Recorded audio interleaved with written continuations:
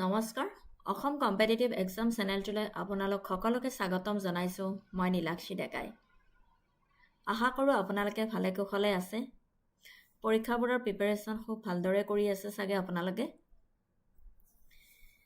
আজি মই আপোনালোকৰ লগত আলোচনা কৰিবলৈ আহিছোঁ অসমৰ সাম্প্ৰতিক ঘটনাৱলী ছেপ্টেম্বৰ আৰু অক্টোবৰ মাহৰ ছেপ্টেম্বৰৰ কিছু অংশ আগৰ ক্লাছত ডিছকাশ্যন কৰা হৈছিলে আজি তাৰে বাকি চোৱা পাৰ্টখিনি মই আপোনালোকৰ লগত আলোচনা কৰিম বুলি আহিছোঁ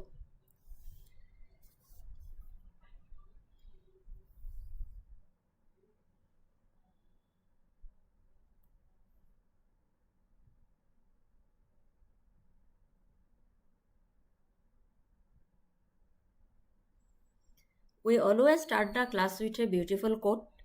So today also I am going to start the class with a beautiful quote. Books are infinite in number and time is short. The secret of knowledge is to take what is essential. Take that and try to live up to it. Books are infinite in number and time is short. The secret of knowledge is to take what is essential. Take that and try to live up it to it. স্বামী বিবেকানন্দৰ এইটো এটা বহুত ধুনীয়া সুন্দৰ coat হয়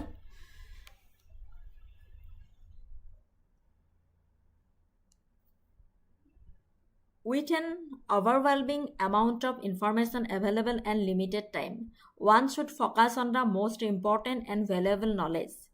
Then integrate and apply that wisdom into their life. It is an encouragement to be selective in learning and to focus on internalizing and practicing the core principles rather than just accumulating facts. বিবেকানন্দে এইটোকে বুজাবলৈ বিচাৰিছিলে যে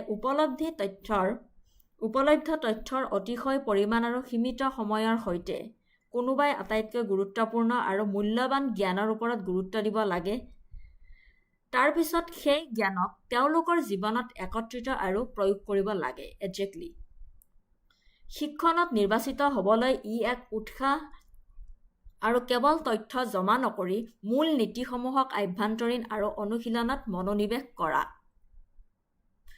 উপলব্ধ তথ্যৰ অতিশয় পৰিমাণ আৰু সীমিত সময়ৰ সৈতে কোনোবাই আটাইতকৈ গুৰুত্বপূৰ্ণ আৰু মূল্যৱান জ্ঞানৰ ওপৰত গুৰুত্ব দিব লাগে তাৰ পিছত সেই জ্ঞানক তেওঁলোকৰ জীৱনত একত্ৰিত আৰু প্ৰয়োগ কৰিব লাগে বুলি কৈছে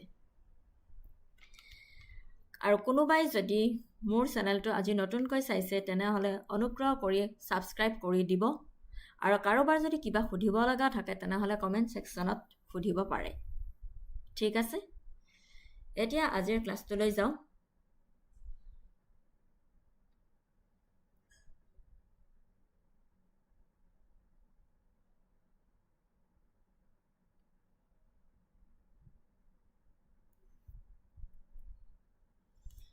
টপিক আসাম বিশ্বকৰ্মা সন্মান 2025 আপোনালোকে পেপাৰত দেখিছে চাগে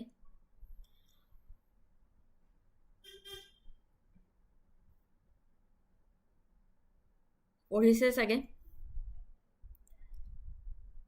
Assam Vishwakarma Sanman 2025 The Governor Assam Vishwakarma Sanman for 2025 was a prestigious award presented by the Governor of Assam to recognize the exceptional contribution of differently abled individuals in the state. Details of the ceremony ketia hoisile The awards were conferred on September 17, 2025 coinciding with the celebration of Vishwakarma Jayanti and the birthday of Prime Minister Narendra Modi. Manot rakhiba Presented by the Governor of Assam Sri Lakshman Prasad Acharya. Focus of the award in 2025, the award was specifically dedicated to honoring Divyagans, specially abled persons who have demonstrated remarkable courage, innovation and commitment in their respective fields. Assam Vishwakarma Sanman Awardৰ objective হৈছে to recognize the extraordinary abilities and contribution of Divyagans, celebrate their resilience and promote an inclusive society that values individuals for their character and capabilities. rather than their physical condition. প্ৰধানমন্ত্ৰী নৰেন্দ্ৰ মোদীৰ জন্মদিনৰ লগত সংগতি ৰাখি বিশ্বকৰ্মা জয়ন্তী উপলক্ষে বিভিন্ন ক্ষেত্ৰত আগবঢ়োৱা ব্যতিক্ৰমী অৱদানৰ বাবে 6জন ভিন্ন সক্ষম ব্যক্তিক সম্বৰ্ধনা জনোৱাৰ উদ্দেশ্যে অসম বিশ্বকৰ্মা সন্মান 2025 প্ৰদান কৰা হৈছে। এইটোৰ উদ্দেশ্য হৈছে এই বঁটাটোৰ উদ্দেশ্য আৰু তাৎপৰ্য হৈছে এই বঁটাটোৱে প্ৰাপকসকলক সাহস, উদ্ভাৱন আৰু নিষ্ঠাক স্বীকৃতি দিয়ে, যাৰ লক্ষ্য হৈছে অন্তৰ্ভুক্তিক প্ৰসাৰ কৰা আৰু বিভিন্ন সক্ষম নাগৰিকসকলৰ সামৰ্থ্যক উজ্জ্বল কৰি তোলা, যাক দিব্যাংগজন বুলি কোৱা হয়। ৰাজ্যপালে বঁটা বিজয়ীসকলক সমাজৰ প্ৰকৃত বিশ্বকৰ্মা বুলি প্ৰশংসা কৰে আৰু তেওঁলোকৰ স্থিতিস্থাপকতা, সৃষ্টিশীলতা আৰু সমাজৰ প্ৰতি সেৱাৰ ওপৰত গুৰুত্ব আৰোপ কৰে। উদ্দেশ্য আৰু তাৎপৰ্য এইখিনিয়ে যে এই বঁটাটোৱে প্ৰাপ্যসকলৰ সাহস, উদ্ভাৱন আৰু নিষ্ঠাক স্বীকৃতি দিছে, যাৰ লক্ষ্য হৈছে অন্তৰ্ভুক্তিক প্ৰসাৰ কৰা আৰু বিভিন্ন সক্ষম নাগৰিকসকলৰ সামৰ্থ্যক উজ্জ্বল কৰি তোলা, যাক দিব্যাংগজন বুলি কোৱা হয়। দৃষ্টি আৰু প্ৰভাৱ। এই অনুষ্ঠান আৰু বঁটাৰ জৰিয়তে শাৰীৰিক অৱস্থা নিৰ্বিশেষে অৱদানক স্বীকৃতি দিয়া এখন সৰ্বাংগীন সমাজৰ দৃষ্টিভংগী প্ৰতিফলিত হোৱা দেখা গৈছে, যাৰ লক্ষ্য হৈছে এখন দয়ালু আৰু প্ৰগতিশীল অসম গঢ়ি তোলা। এই পদক্ষেপে বিভিন্ন ক্ষমতাসম্পন্ন নাগৰিকৰ পূৰ্বাবাসন আৰু দক্ষতা বিকাশৰ দিশত অসম চৰকাৰৰ বহল প্ৰচেষ্টাৰ ওপৰত গুৰুত্ব আৰোপ কৰিছে।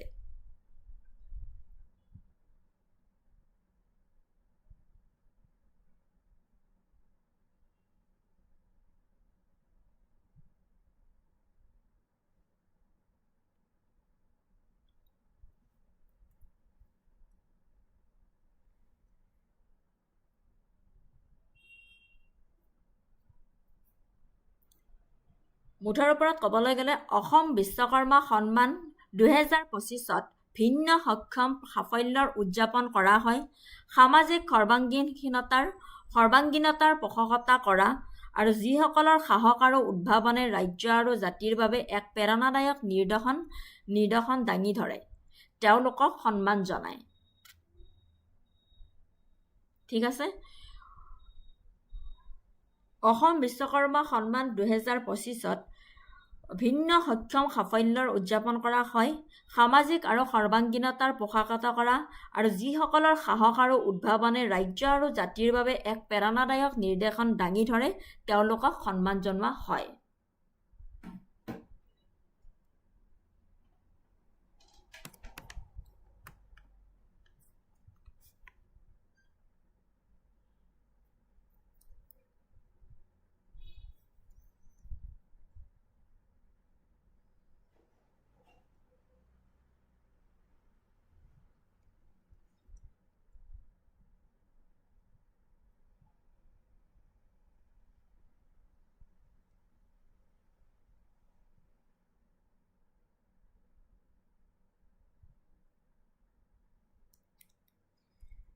এতিয়া অসম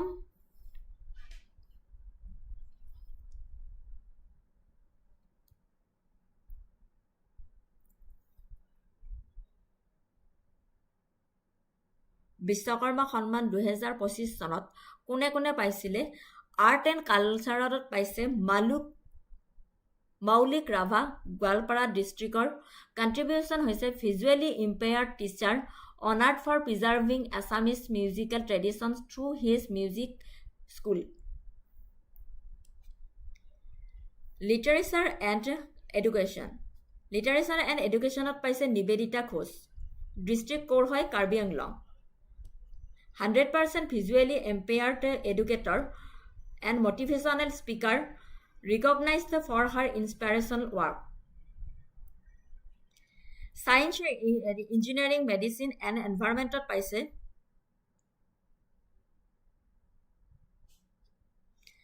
ধৰণী কলিতা, ক'ৰ হয়? কোনখন ডিষ্ট্ৰিক্টৰ? বজালিৰ হয়। honored for his innovative work in converting manual tricycles into electric ones for the benefit of other differently abled individuals. Social work and public affairs.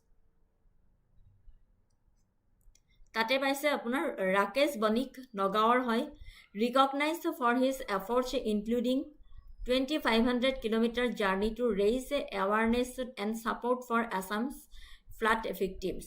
Bapre.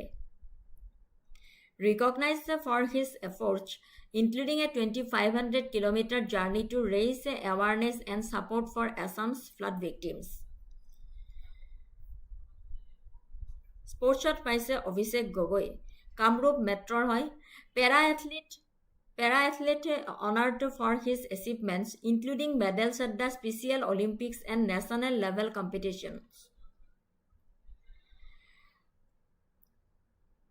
Trade Industry and Commerce paise Okoni Borua, Jorhator hoy, awarded for her entrepreneurship in traditional handicrafts which has also generated employment for local youth. Ekon hoy Assam Vishwakarma সন্মান 2025 এওঁলোকে পাইছে।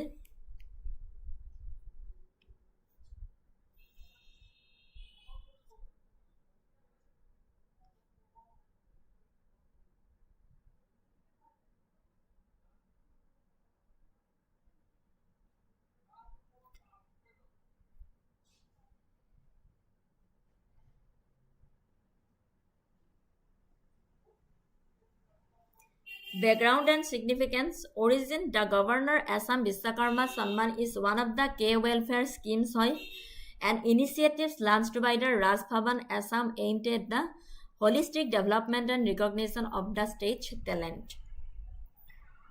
Broader goal. While the 2025 Samman specifically focused on Divyangans, the award's generally objective is to recognize and reward skilled artisans excelling in traditional crafts and technical skills like pottery, carpentry, weaving, etc. to preserve Assam's heritage and enhance the socio-economic status of artisans. The focus on Divyangjan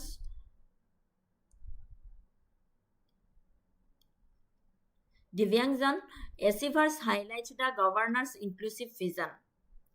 Selection process. Recommendations for eligible achievers are collected from district administrations and then placed before a search-cum selection committee composed of experts, which scrutinizes the submissions and recommends candidates to the governor. The 2025 ceremony served as a powerful tribute to human spirit, emphasizing the government's philosophy of acknowledging the extraordinary ability that Divyangjans possesses and calling for a truly inclusive society. বুজিব পাৰিছে? মই অলপ আগতে ক'লোৱে অসমীয়াত যে ভিন্ন সক্ষম সাফল্যৰ উদযাপন কৰাৰ বাবে এই বিশ্বকৰ্মা সন্মানটো উদযাপন কৰা হয় আৰু সামাজিক সৰ্বাংগীনতাৰ পোষকতা কৰা আৰু যিসকলৰ সাহস আৰু উদ্ভাৱনে ৰাজ্য আৰু জাতিৰ বাবে এক প্ৰেৰণাদায়ক নিদৰ্শন দাঙি ধৰে তেওঁলোকক সন্মান জনোৱা হয়। ইয়াৰ ওপৰত এটা MCQ আনিছিলো। Consider the following statements regarding the Governor Assam Vishwakarma Samman 2025. The award was instituted by the Raj Bhavan Assam and is generally aimed at recognizing skilled artisans and promoting traditional crafts. For the year 2025, the award was exclusively conferred upon individuals who have excelled in the field of trade, industry and commerce. The award is referred to as Divyangjans were facilitated by the Governor of Assam, Sri Lakshman Prasad Acharya on the occasion of Vishwakarma Jayanti. Statement 4 khudise, one of the recipients, Thorani Kolita, was honored in the Science, Engineering, Medicine and Environment category for his innovative work in converting manual tricycles into electric ones. Which of the statements given above are the correct? 1, 2, 3, 4 কোনটো statement শুদ্ধ হয়?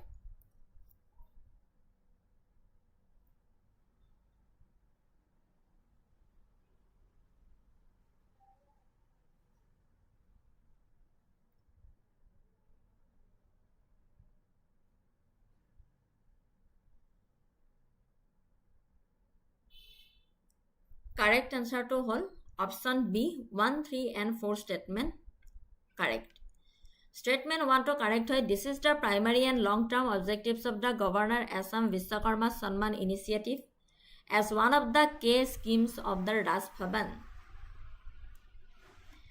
2 statement to incorrect hoy kihor karone. In 2025 the award was dedicated to Divyangjans who excelled across 6 diverse fields including art and culture, literature and education, sports, social work and science and engineering, not exclusively tech, industry and commerce. Hekarone statement to 2 incorrect hoy boli koise. 3 to correct hoy. The 2025 award specifically honored 6 Divyangjans and the ceremony took place on Vishwakarma Jayanti September 17, 2025 with the governor presiding. Statement 4 to correct hoy. Thorani Kolita was indeed recognized for his specific innovation in the specified category. Statement 1, 3 and 4 correct hoy. Option B শুদ্ধ hoy.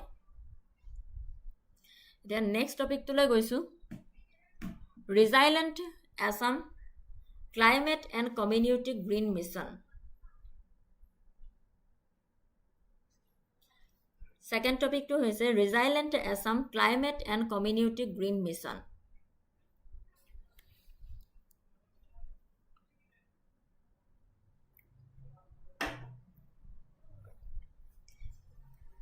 The Resilient Assam Climate and Community Green Mission is the overreaching effort by the government of Assam to tackle the significant challenges posed by climate change, especially its severe impacts like floods and erosion, by building climate-resilient communities.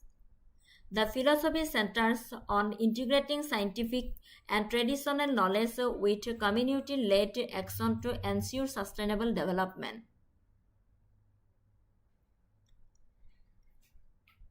Introduction. Assam, located in the northeast India, is highly vulnerable to climate change due to its unique geo-ecological setting, characterized by the mighty Brahmaputra and Barak river systems, diverse ecosystems and dependence on natural resources. The state experiences increasingly frequent and intense natural disasters such as floods, riverbank erosion and erratic rainfall, which severely affect livelihoods, infrastructure and human life. The Resilient Assam Climate and Community Green Mission is an umbrella concept for strategic state-level initiatives designed to address this high vulnerability through a combination of adaptation and mitigation measures. A key initiative under this mission is the Chief Minister's Climate Resilient Village Fellowship Program.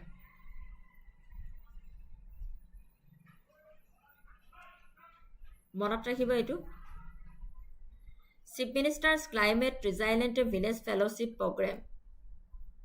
Yare objectives of the mission: build community resilience, integrate knowledge, capacity building, policy alignment, and sustainable resource management.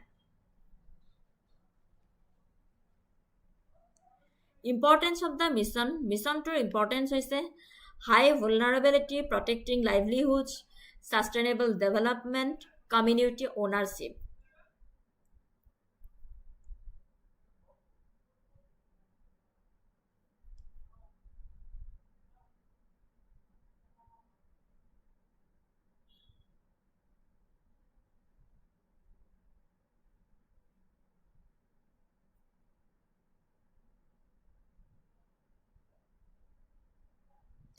স্থিতিস্থাপক অসম জলবায়ু আৰু সম্প্ৰদায় সেউজ অভিযান 2025 হৈছে জলবায়ু পৰিৱৰ্তনৰ সন্মুখত অসমৰ জনগোষ্ঠীসমূহক অধিক শক্তিশালী আৰু অধিক খাপ খুৱাব পৰাকৈ কেন্দ্ৰিত চৰকাৰী নেতৃত্বত লোৱা এক পদক্ষেপ। স্থানীয় কাৰ্য আৰু বহনক্ষম পদ্ধতিৰ ওপৰত গুৰুত্ব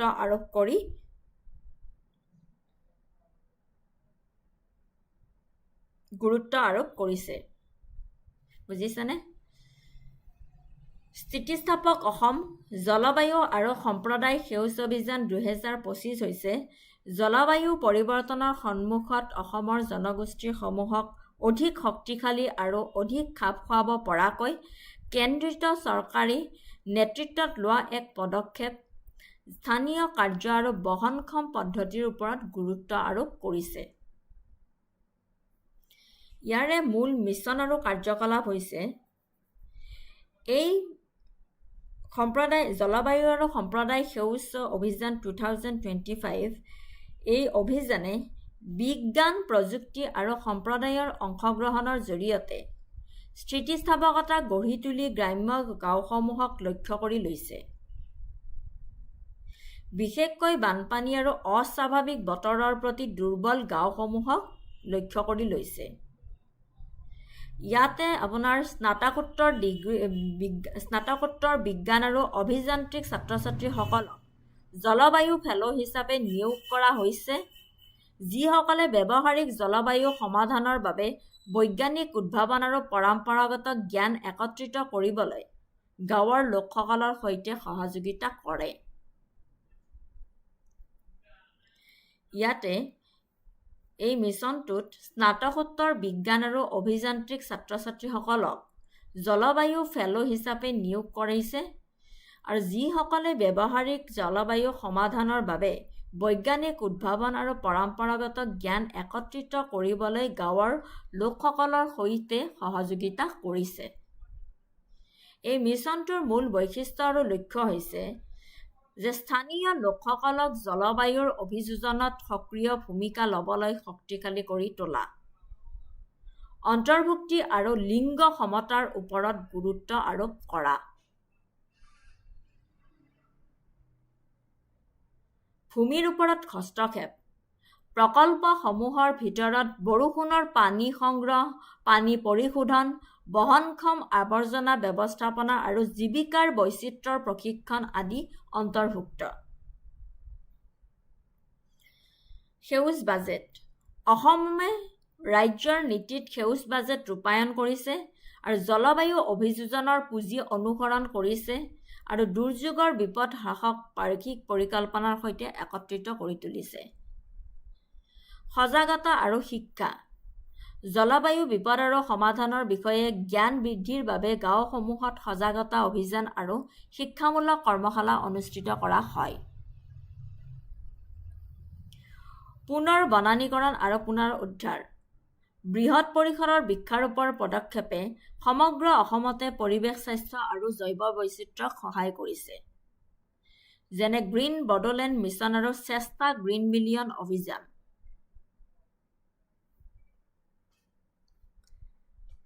ইয়াৰে এই মিছনটোৰ প্ৰভাৱ আৰু উদ্দেশ্য প্ৰণোদিত ফলাফল কেনেকুৱা যে এই কাৰ্যসূচীৰ লক্ষ্য হৈছে স্থানীয় মালিকীস্বত্বক লালন পালন কৰা, নতুন জীৱিকাক সমৰ্থন কৰা, জল সুৰক্ষা উন্নত কৰা আৰু প্ৰাকৃতিক বাসস্থান পুনৰুদ্ধাৰ কৰি স্থায়ী পৰিৱৰ্তন কৰা। বৈজ্ঞানিক কঠোৰতা, স্থানীয় প্ৰজ্ঞা আৰু সম্প্ৰদায়ৰ নেতৃত্বত কাৰ্যৰ সংমিশ্ৰণক জলবায়ুৰ স্থিতিস্থাপকতাৰ বাবে আৰ্হি সৃষ্টি কৰিবলৈ ডিজাইন কৰা হৈছে, যিটো এই অন্য অঞ্চলসমূহে অনুসৰণ কৰিব পাৰে।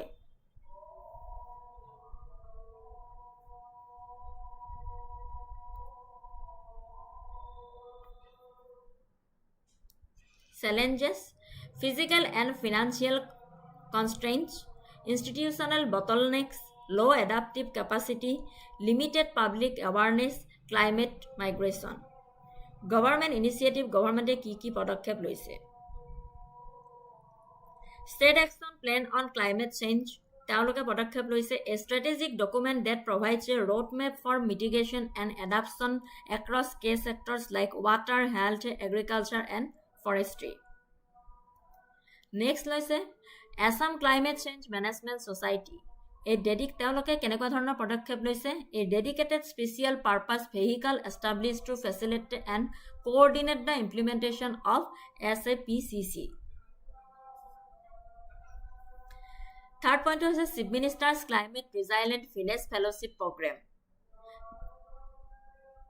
The pioneering program deploys postgraduate fellows to work with villages creating climate resilient strategies, establishing climate resilient village models, and implementing small cost-effective projects, যেনে rainwater harvesting, improved sanitation, and stress-resistant crops. তাৰপিছত disaster risk reduction focus তেওঁলোকে কেনেকুৱা ধৰণৰ পদক্ষেপ লৈছে a paradigm shift from a post disaster relief centric approach to pre disaster prevention preparedness and mitigation measures coordinated by Assam state disaster management authority infrastructure adaptation projects that include climate adaptation measures such as raising road embankment levels, reinforcing bridge foundations, and improving drainage to withstand higher flood levels. Conclusion: the Resilient Assam Climate Community Green Mission represents a critical multi-pronged strategy to safeguard the state's future. By placing community empowerment and the integration of local wisdom with modern science at its core, initiative like the CMCRPF, যিটো chief minister's climate resilient village fellowship programme বুলি কৈছে are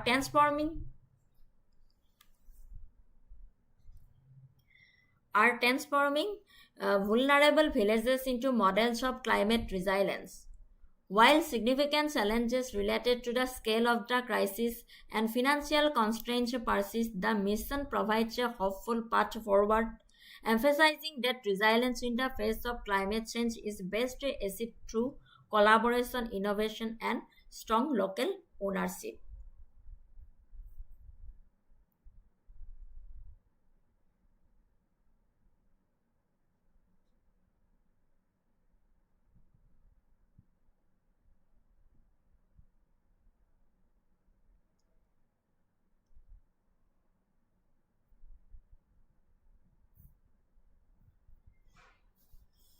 মূল কথাটো হ'ল এই অভিযানটোৱে যে জলবায়ু আৰু সম্প্ৰদায় সেউজ অভিযান 2025 এই অভিযানটোৰ মূল মিছন হৈছে বিজ্ঞান প্ৰযুক্তি আৰু সম্প্ৰদায়ৰ অংশগ্ৰহণৰ জৰিয়তে স্থিতিস্থাপকতা গঢ়ি তুলি গ্ৰাম্য গাঁওসমূহক লক্ষ্য কৰি লৈছে বিশেষকৈ বানপানী আৰু অস্বাভাৱিক বতৰৰ প্ৰতি দুৰ্বল গাঁওসমূহক লক্ষ্য কৰি লৈছে আৰু ইয়াতে স্নাতকোত্তৰ বিজ্ঞান আৰু অভিযান্ত্ৰিক ছাত্ৰ-ছাত্ৰীসকলক জলবায়ু ফেলো হিচাপে নিয়োগ কৰা হৈছে যিসকলে ব্যৱহাৰিক জলবায়ু সমাধানৰ বাবে বৈজ্ঞানিক উদ্ভাৱন আৰু পৰম্পৰাগত জ্ঞান একত্ৰিত কৰিবলৈ গাঁৱৰ লোকসকলৰ সৈতে সহযোগিতা কৰে সেইটো হৈছে মূল মিছনটোৰ মূল লক্ষ্য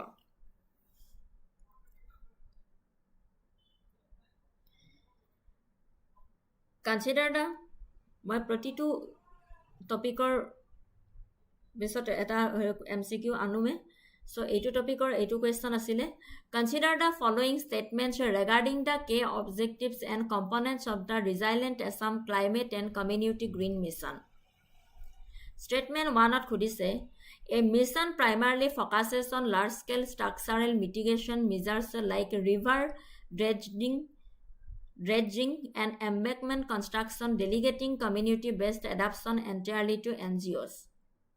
Statement 2 could say, a core objective is to integrate modern scientific data with traditional and indigenous knowledge to develop context-specific climate resilient strategies at the village level.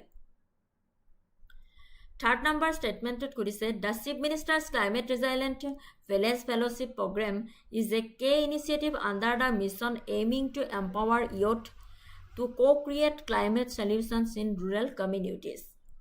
Which of the statements given is oblique are correct? 1, 2, 3 কোনটো statement শুদ্ধ হয় সুধিছে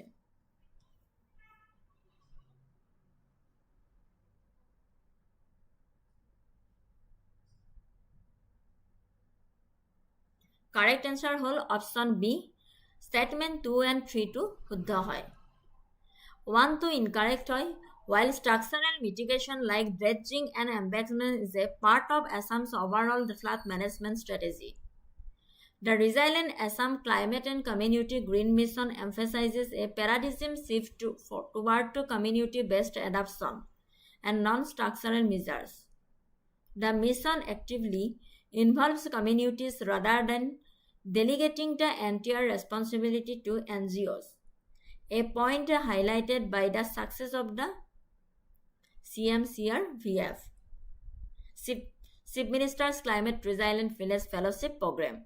And statement 2 to correct hoy a core philosophy of the mission, particularly through initiatives like Chief Minister's Climate Resilient Village Fellowship Program, is the fusion of scientific rigor with local and indigenous wisdom to ensure that climate strategies are effective, culturally appropriate, and highly localized.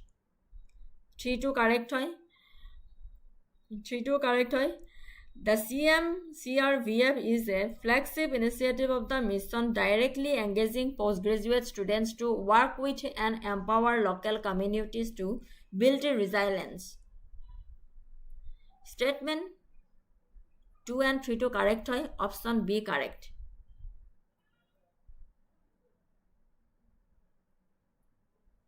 Next topic to la goisu Cultural heritage of Assam, the Vrindavani Vastra. The Vrindavani Vastra, literally the cloth of Vrindavan, is a majestic skilled textile created in 16th century Assam, India. It's a paramount artifact of the new Nava Vaishnavite movement established by the great saint reformer Samanta Sankardeva.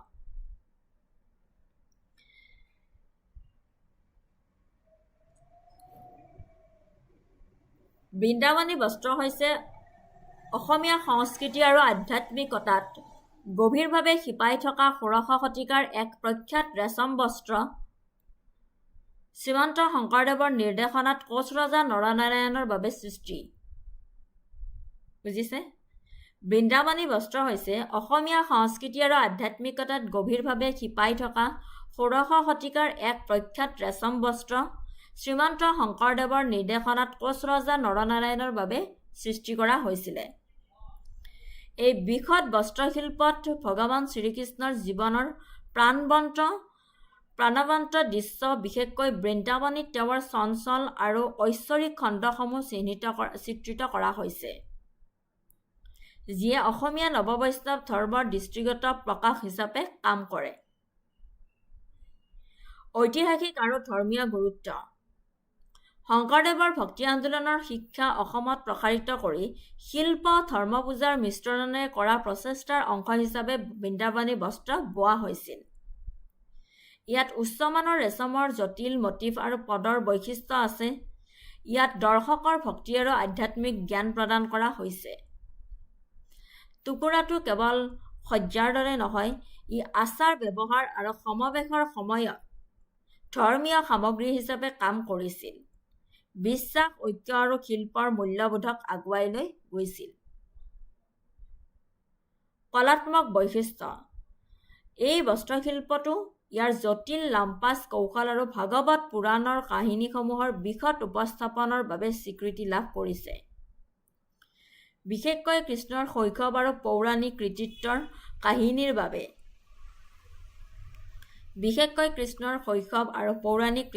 কাহিনীসমূহৰ বাবে স্বীকৃতি লাভ কৰিছে মূল শিল্পকৰ্মটোৰ জোখ কেইবা metre আৰু ইয়াত উজ্জ্বল ৰং আৰু মনোমোহা চিত্ৰশিল্প প্ৰদৰ্শন কৰা হৈছে ইয়াৰ কাৰুকাৰ্যত অসমীয়া শিপিনীৰ ব্যতিক্ৰমী দক্ষতা প্ৰতিফলিত হয় গ্ল'বেল লিগেসি এণ্ড কনজাৰভেশ্যন। আজি বৃন্দাবনী বস্ত্ৰৰ জীৱিত খণ্ডবোৰ লণ্ডনৰ ব্ৰিটিছ মিউজিয়াম আৰু পেৰিছৰ মিউজি গুইমেটৰ দৰে বিশিষ্ট সংগ্ৰহালয়ত বাস কৰি ইয়াৰ আন্তঃৰাষ্ট্ৰীয় ঐতিহাসিক তাৎপৰ্যৰ সাক্ষী দিছে। বৃন্দাবনী বস্ত্ৰৰ জীৱিত খণ্ডবোৰ লণ্ডনৰ ব্ৰিটিছ মিউজিয়াম আৰু পেৰিছৰ মিউজি গুইমেটৰ দৰে বিশিষ্ট সংগ্ৰহালয়ত বাস কৰি ইয়াৰ আন্তঃৰাষ্ট্ৰীয় ঐতিহাসিক তাৎপৰ্যৰ সাক্ষী দিছে। সংস্কৃতি, গৱেষণা, শিল্প পৰম্পৰাৰ ওপৰত ইয়াৰ অবিৰত প্ৰভাৱৰ ওপৰত আলোকপাত কৰি ইয়াক পুনৰ দেশলৈ ঘূৰাই আনি অসমত প্ৰদৰ্শন কৰাৰ প্ৰচেষ্টা চলোৱা হৈছে। ইউনেস্কোৰ ঐতিহ্যৰ বস্ত্ৰ হিচাপে উদযাপন কৰা হয় আৰু ই অসমীয়া পৰিচয় আৰু ভাৰতৰ গৌৰৱময় সাংস্কৃতিক ঐতিহ্যৰ প্ৰতীক হিচাপে থিয় দিছে। মুঠৰ ওপৰত ক'বলৈ গ'লে বৃন্দাবনী বস্ত্ৰ অসমৰ ধৰ্মীয়, কলাত্মক, সাংস্কৃতিক ইতিহাসৰ এক উল্লেখযোগ্য প্ৰমাণ হৈয়ে আছে, য'ত ভক্তি সৃষ্টিশীলতাৰ এক কালজয়ী বস্ত্ৰশিল্পৰ মাষ্টাৰপিছত একত্ৰিত কৰা হয়।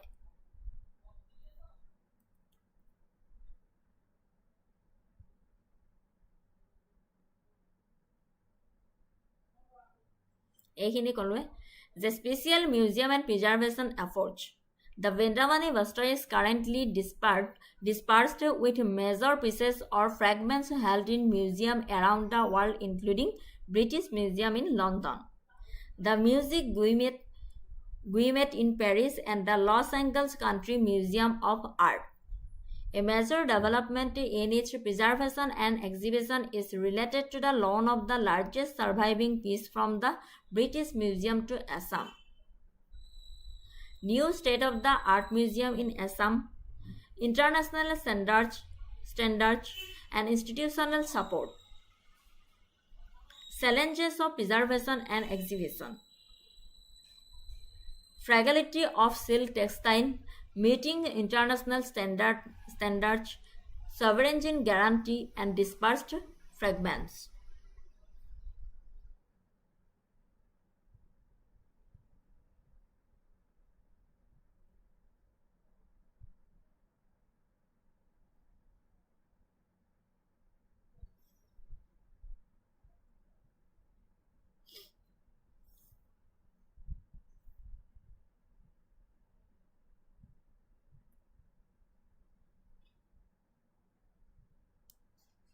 এখন হৈছে বৃন্দাবনী বস্ত্ৰ।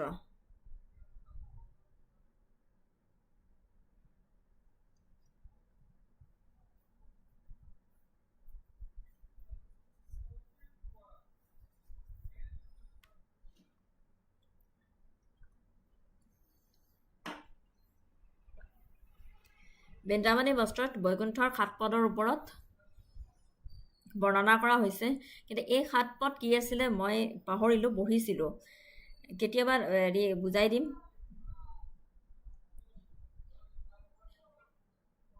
আজি মনলৈ অহা নাই। বৈকুণ্ঠৰ 7 পদৰ ওপৰত এই বস্ত্ৰখন বৰ্ণনা কৰা হৈছে, মোৰ মনলৈ আজি অহা নাই সেই 7 পদ কি আছিলে, পঢ়িছিলোঁ মই। পিছত কেতিয়াবা নেক্সট ক্লাছত ডিছকাশ্যন কৰিলে আপোনালোকক ক'ম। With reference to the Vrindavani Vastra, consider the following statements.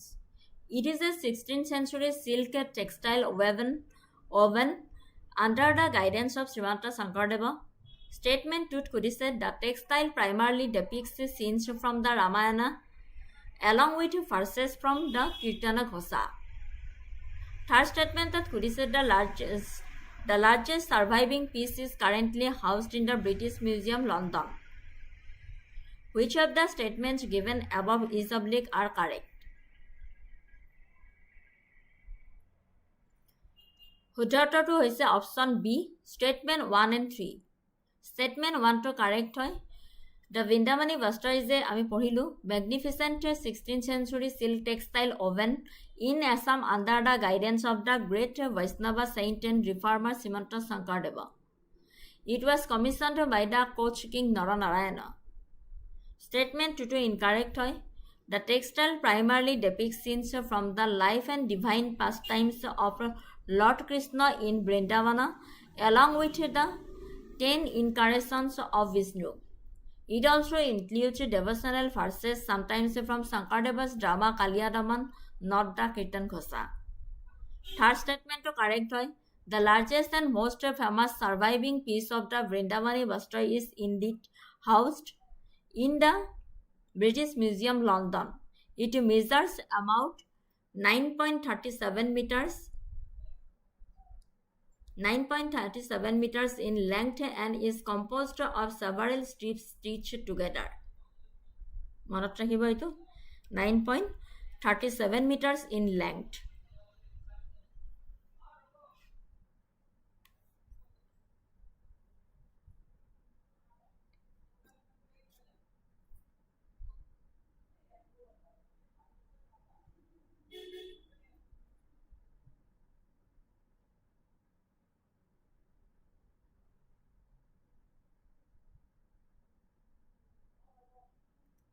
Next topic to le goisu.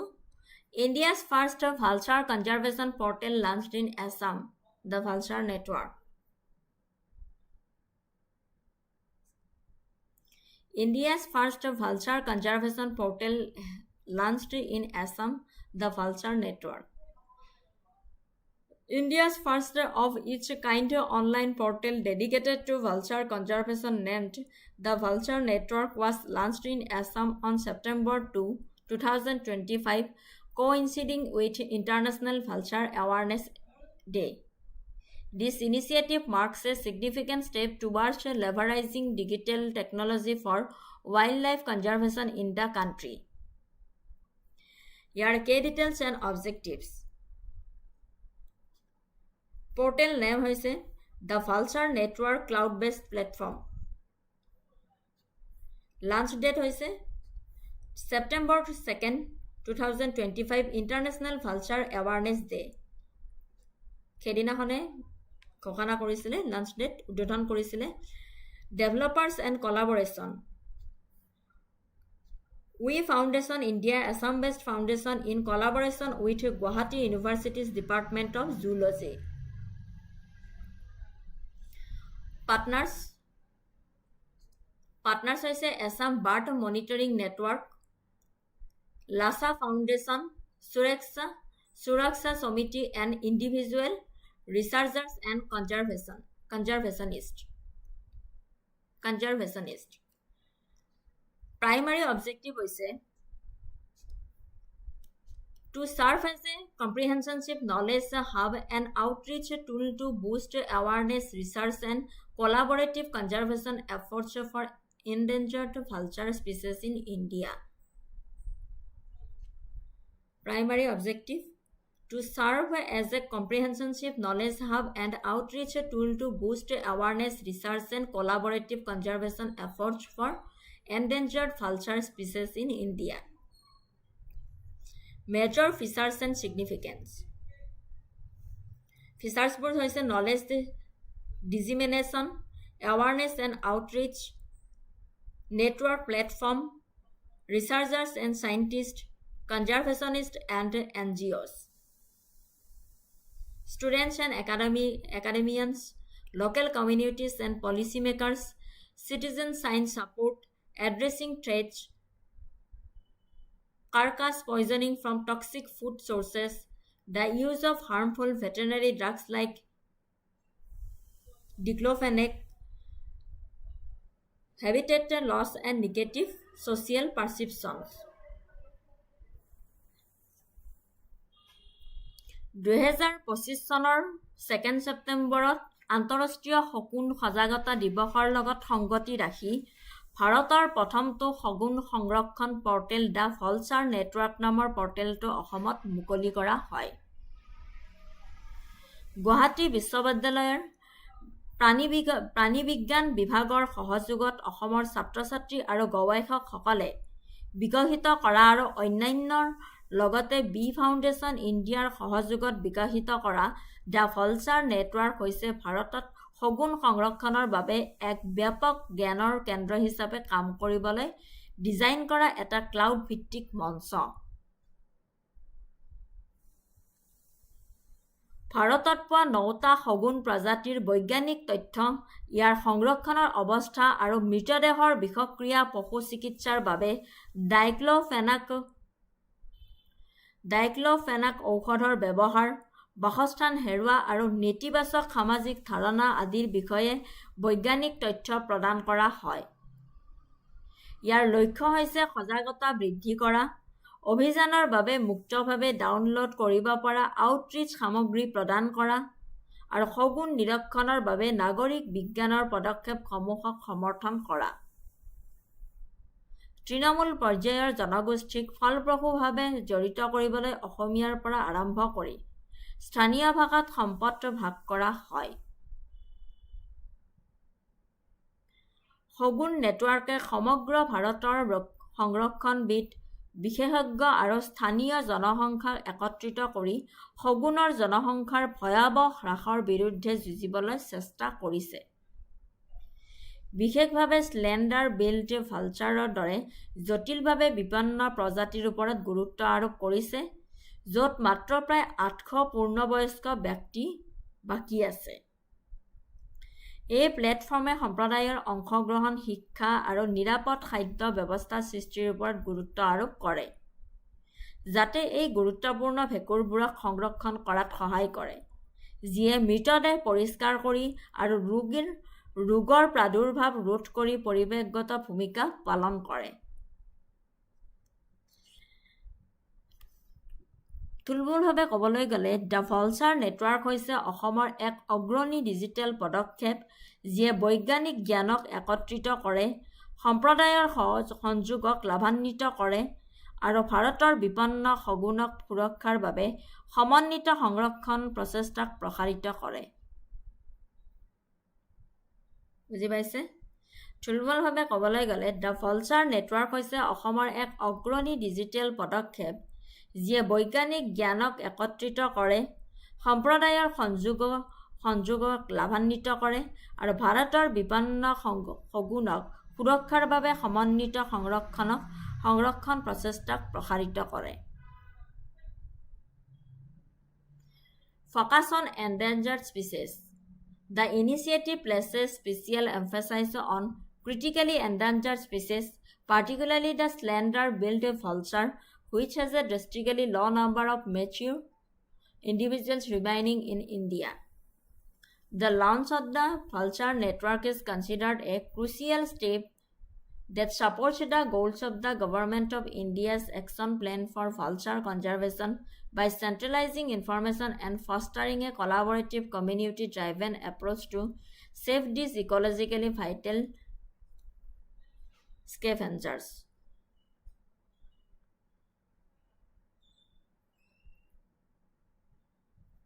MCQ.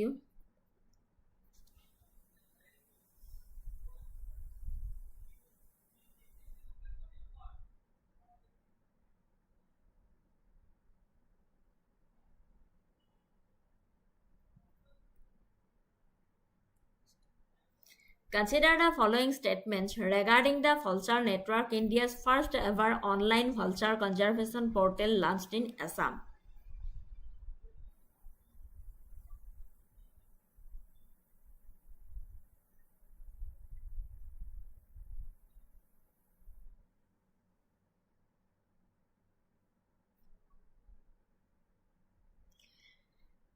প্ৰথম ষ্টেটমেণ্টত সুধিছে, the portal was launched on international vulture awareness day by the government of Assam forest department as part of the national vulture conservation action plan 2020-25.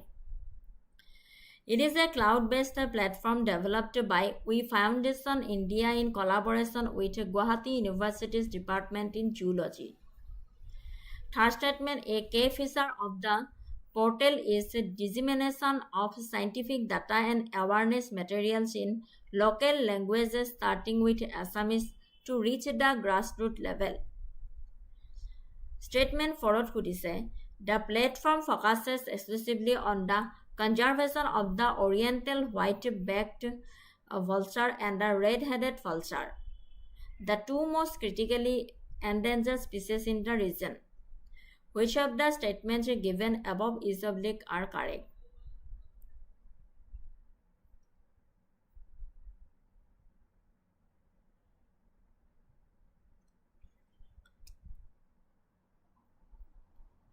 1 2 3 4 ষ্টেটমেণ্টৰ কোনটো শুদ্ধ সুধিছে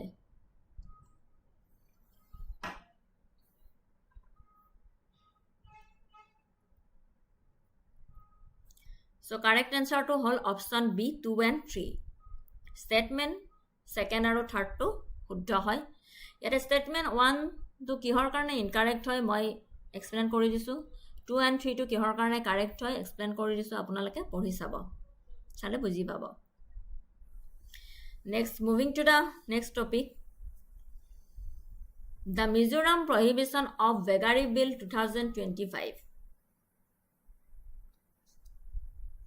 The Mizoram Prohibition of Beggary Bill 2025 The Mizoram Assembly recently passed the Mizoram Prohibition of Beggary Bill 2025 marking a significant legislative move to address and curb begging in the state. Primary objective and rationale prohibition and rehabilitation preventing influx maintaining social fabric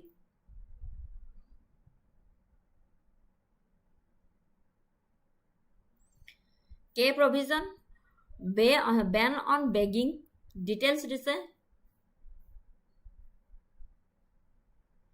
explicitly prohibits any person from the begging or causing another person to beg in the areas where the act is in force State Relief Board The government will form a state-level relief board to oversee the implementation of the act and the administration of relief to beggars.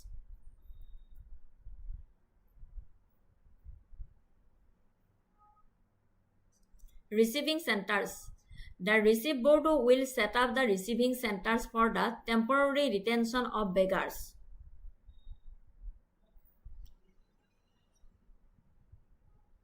Repatriation and reintegration. Beggars will be held temporarily at the receiving center.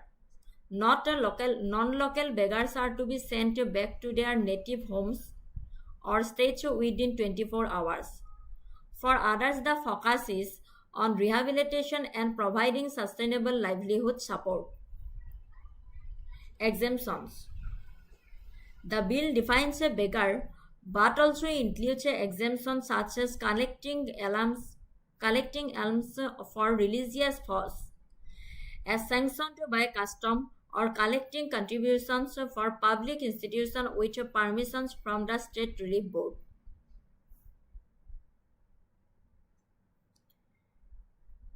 Punitive action. The bill provides for an initial release on a bond of 5,000 for a person who undertakes not to beg again. A repeat offense may lead to rearrest and require a surety of 10,000. It also has provisions for the detention of infirm, disabled, and decrepit beggars in receiving centers.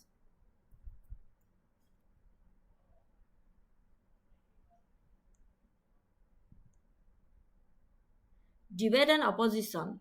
Opposition concerns. Opposition members, notably from the Mizo National Front, raised objections arguing that the bill is detrimental to the Christian faith and the state's reputation, as it may be viewed as lacking compensation. They suggested focusing on robust community involvement instead of a prohibitive law. Government stand. Chief Ministers Laldo Homa and Social Welfare Minister Lalrin Pui defended the bill, emphasizing that the primary motive is humanitarian and rehabilitative, not punitive. They stressed that the government will work closely with NGOs and churches to ensure dignity and provide help to the needy.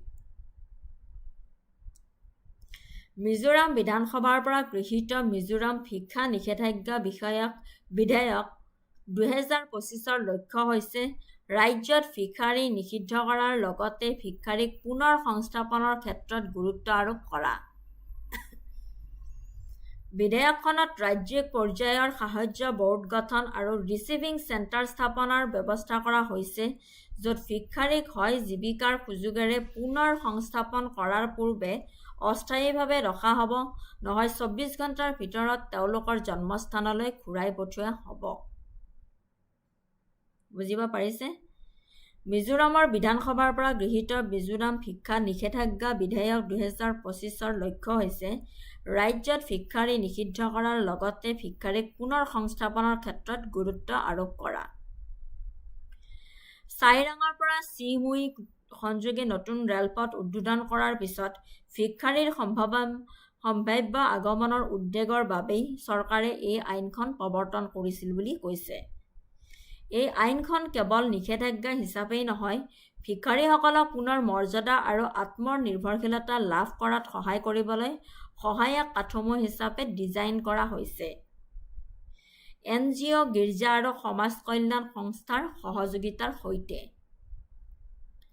বিধেয়কখন খ্ৰীষ্টান মমতাৰ মূল্যবোধৰ সৈতে সংঘাতপূৰ্ণ বুলি বিৰোধীয়ে সমালোচনা কৰাৰ পিছতো চৰকাৰে নিজৰ লক্ষ্য শাস্তিমূলক নহয়, মানৱীয় আৰু পুনৰ্বাসনমূলক বুলি ঘোষণা কৰিছে।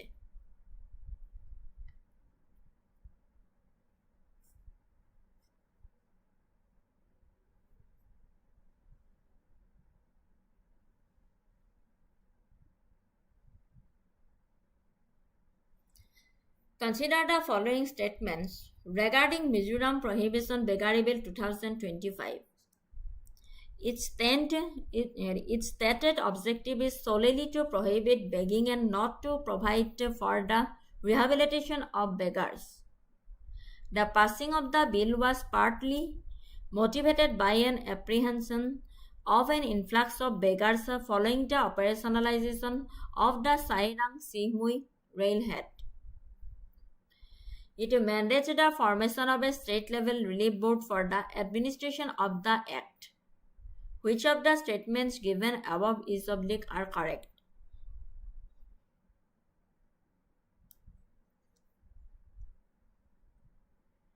One, two, আৰু 3 statementor কোনটো শুদ্ধ হয়? Correct answer to hall option D, 2 and 3 statement শুদ্ধ। কিহৰ কাৰণে? The fear of an influx of non-local beggars due to the new railway line was a key motivator, and the bill establishes a state relief board for implementation.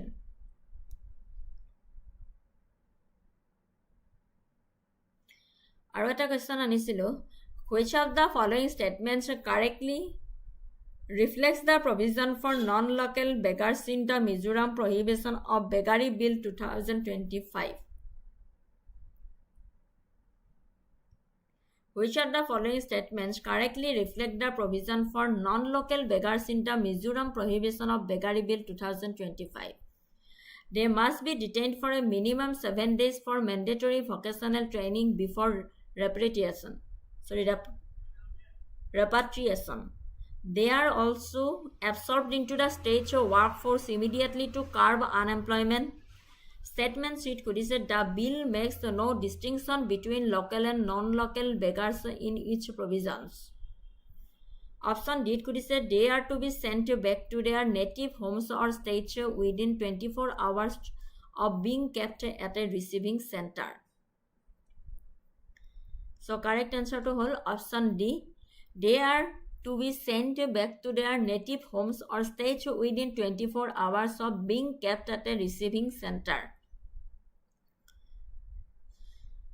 This provision is explicitly mentioned in the bill's details as a measure to manage the non-local population found begging. ঠিক আছে?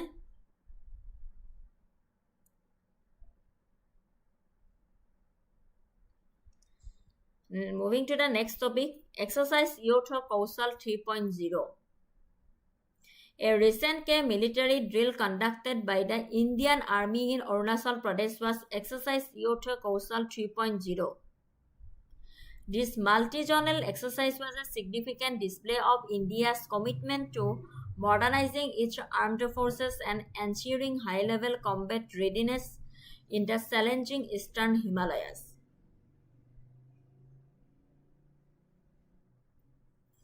পূব হিমালয়ৰ অৰুণাচল প্ৰদেশৰ উচ্চ উচ্চতাৰ কামেং অঞ্চলত ভাৰতীয় সেনাবাহিনীয়ে অনুশীলন যৌথ কৌশল 3.0 পৰিচালনা কৰে। সেনাৰ যুদ্ধৰ বাবে প্ৰস্তুতি পৰীক্ষা কৰা আৰু চৰম ভূখণ্ড আৰু বতৰৰ পৰিস্থিতিত উন্নত প্ৰযুক্তি, কাৰ্যকাৰী উদ্ভাৱন আৰু পেছাদাৰী বিশেষজ্ঞতাৰ সংহতিৰ বৈধতা প্ৰদানৰ লক্ষ্যৰে ই আছিল এক বৃহৎ পৰিসৰৰ অনুশীলন। পূব হিমালয়ৰ অৰুণাচল প্ৰদেশৰ উচ্চতাৰ কামেং অঞ্চলত ভাৰতীয় সেনাবাহিনীয়ে অনুশীলন যৌথ কৌশল 3.0 পৰিচালনা কৰে আৰু সেনাৰ যুদ্ধৰ বাবে প্ৰস্তুতি পৰীক্ষা কৰা আৰু চৰম ভূখণ্ড আৰু বতৰৰ পৰিস্থিতিত উন্নত প্ৰযুক্তি, কাৰ্যকাৰী উদ্ভাৱন আৰু পেছাদাৰী বিশেষজ্ঞতাৰ সংহতিৰ বৈধতাৰ প্ৰদানৰ লক্ষ্যৰে ই আছিল এক বৃহৎ পৰিসৰৰ অনুশীলন। এক্সাৰচাইজ যৌথ কৌশল 3.0 ৰ মূল বৈশিষ্ট্যসমূহৰ ভিতৰত আছে লোকেশ্যন হৈছে তোমাৰ কামেং ৰিজন অফ অৰুণাচল প্ৰদেশ, এইমাত্ৰ ক'লো মই। A high altitude and extreme climate zone of the eastern Himalayas conducted by the Indian Army, specifically by the 4 Gujarat Corps. Primary objective is to test and validate the Army's combat readiness and operational effectiveness of multi-domain environments under harsh climatic conditions, and to integrate next-generation technologies into battlefield tactics. Operational highlights and key features: multi-domain operations, technology integration, drone surveillance, real-time target acquisition and precision strikes using advanced weaponry, air littoral dominance and synchronized battlefield tactics,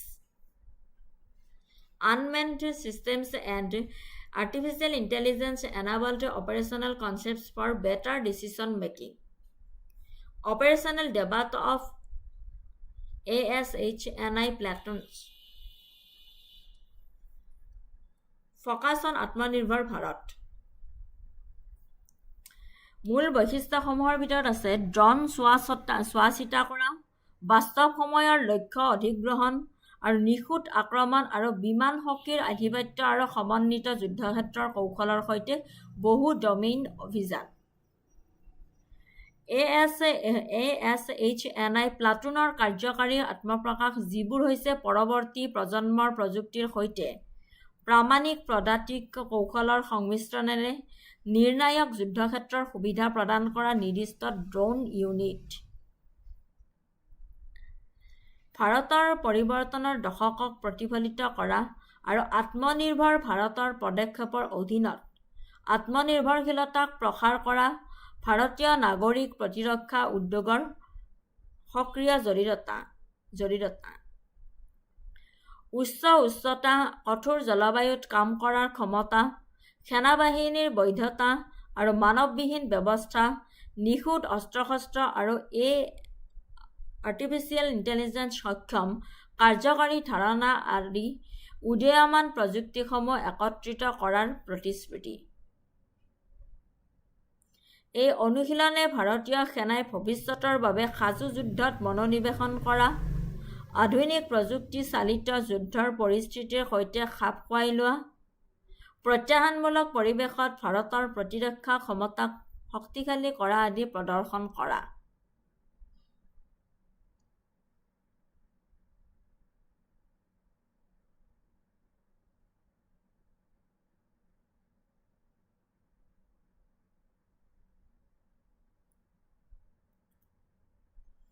Significance of the exercise: high altitude validation, feature ready force, interagency synergy. Youth Kaushal 3.0 was a comprehensive exercise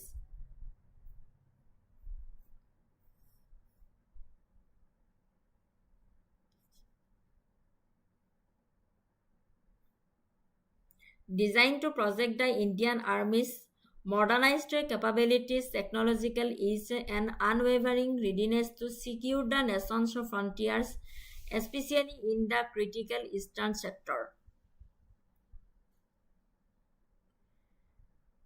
Youth Council 3.0 was a comprehensive exercise designed to project the Indian Army's modernized capabilities, technological use, and unwavering readiness to secure the nation's frontiers, especially in the critical eastern sector.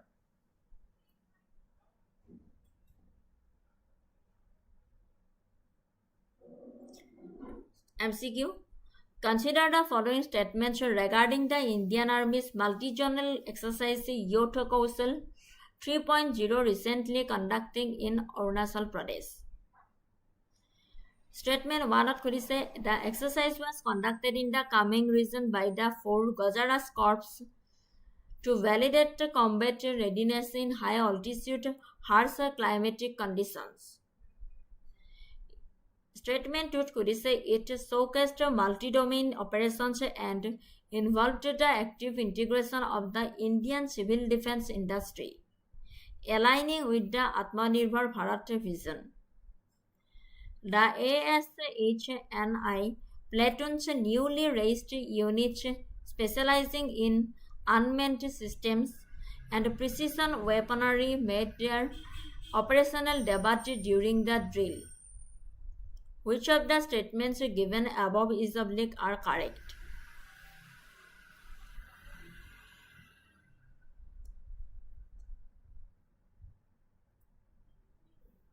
So, শুদ্ধ উত্তৰটো হ'ল option C, statement 1, 2 and 3. Statement 1, 2, 3 গোটেইকেইটা statement correct হয়। মই explanation কৰি দিছোঁ, আপোনালোকে পঢ়ি চালে বুজি পাব।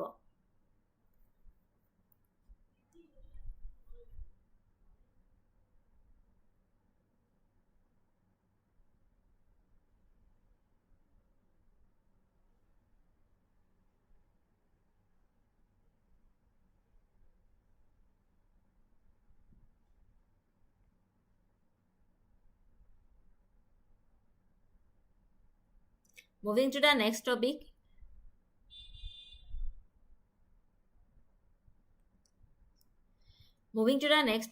New record of Gastrocilus pechei from Arunachal Pradesh, India. New record of Gastrocilus pechei from Arunachal Pradesh, India. Gastrocilus pechei kunteji is a significant new botanical record for India, having been documented for the first time in the country from the remote Vijayanagar administrative circle in the Sanglang district of Arunachal Pradesh. Manat rakhibo, Vijayanagar administrative circle in the Sanglang district of Arunachal Pradesh. Previously, this rare orchid species was known only from Myanmar's Kachin state. Key details of the discovery. Significance, discovery location, researchers, ecological linkage, characteristics and habitat. এইটো তোমাৰ মই diagram আনি দিছোঁ। Gastrocilus pechei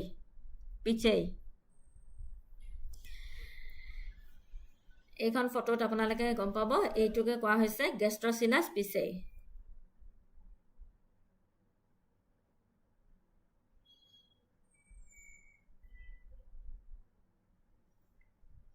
ভাৰতৰ অৰুণাচল প্ৰদেশৰ পৰা অহা Gastrocilus pechei নতুন অভিলেখে ভাৰতত এই অৰ্কিড প্ৰজাতিৰ প্ৰথম নথিভুক্তিকৰণৰ সূচনা কৰিছে। ইয়াৰ পূৰ্বে Gastrocilus pechei কেৱল ম্যানমাৰৰ পৰা জনা গৈছিল আৰু বিশেষকৈ কাচিন ৰজাৰ পুটাও কাউণ্টিৰ পৰা। গৱেষকসকলে ম্যানমাৰ সীমান্তৰ সমীপৰ অৰুণাচলৰ অন্যতম দুৰ্গম অঞ্চল বিজয়নগৰত আৱিষ্কাৰ কৰে। এইবিধ ভাৰতৰ অৰুণাচল প্ৰদেশৰ পৰা অহা Gastrocilus pecheiৰ নতুন অভিলেখে ভাৰতত অৰ্কিড প্ৰজাতিৰ প্ৰথম নথিভুক্তিকৰণৰ সূচনা কৰিছে। ইয়াৰ পূৰ্বে কেৱল ম্যানমাৰৰ পৰাহে জনা গৈছিল বিশেষকৈ কাচিন ৰাজ্যৰ পুটাও কাউণ্টিৰ পৰা। গৱেষকসকলে ম্যানমাৰ সীমান্তৰ সমীপৰ অৰুণাচলৰ অন্যতম দুৰ্গম অঞ্চল বিজয়নগৰত এইবিধ আৱিষ্কাৰ কৰে।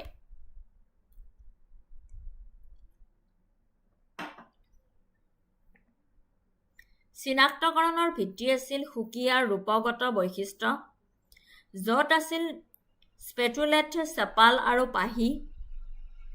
কেন্দ্ৰীয় কোষণৰ সৈতে এপিচিলৰ এটি তীক্ষ্ণ উপ-ত্ৰিকোণীয় আৰু সামান্য অনিয়মিতভাৱে খহনীয়াৰ প্ৰান্ত আৰু এটা উপগ্লবছ হাইপকাইল।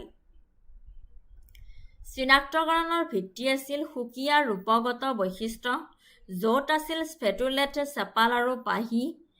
কেন্দ্ৰীয় কোষণৰ সৈতে এপিচিলৰ এটা তীক্ষ্ণ উপ-ত্ৰিকোণীয়, সামান্য অনিয়মিতভাৱে খহনীয়াৰ প্ৰান্ত আৰু এটা উপগ্লবছ হাইপকাইল। গেষ্ট্ৰচাইলেছ পেচেই ব্ৰাচিকলেছ অংশৰ একপদিয়াল অৰ্কিডৰ অংশ। ইয়াৰ বৈশিষ্ট্য হৈছে চুটি কুঁহিপাতৰ ফুল আৰু উজ্জ্বল ৰঙৰ ফুল।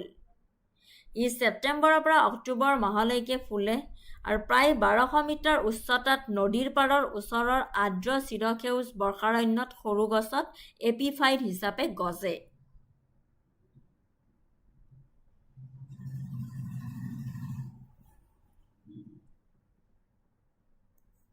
এইখিনি দি দিছোঁ, পঢ়ি চাব আপোনালোকে। ই ছেপ্টেম্বৰৰ পৰা অক্টোবৰ মাহলৈকে ফুলে আৰু প্ৰায় 1200 মিটাৰ উচ্চতাত নদীৰ পাৰৰ ওচৰৰ আৰ্দ্ৰ চিৰসেউজ বৰ্ষাৰণ্যত সৰু গছত এপিফাইট হিচাপে গজে।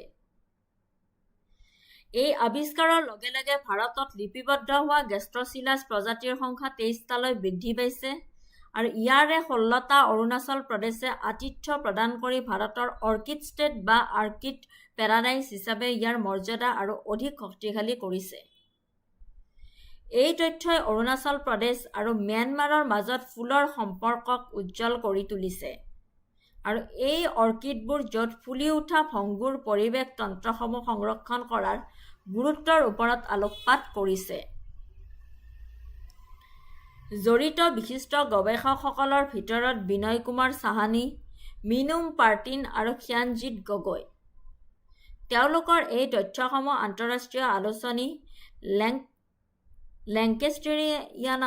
লেংকেষ্টেৰিয়ানত প্ৰকাশ কৰা হৈছে আৰু ইয়ে আৱিষ্কাৰক অৰুণাচল প্ৰদেশৰ চহকী ফুলৰ ঐতিহ্যৰ এক গুৰুত্বপূৰ্ণ সংযোজন হিচাপে গণ্য কৰিছে আৰু এই অঞ্চলত অধিক উদ্ভিদ অন্বেষণ আৰু সংৰক্ষণৰ প্ৰচেষ্টাৰ আহ্বান জনাইছে।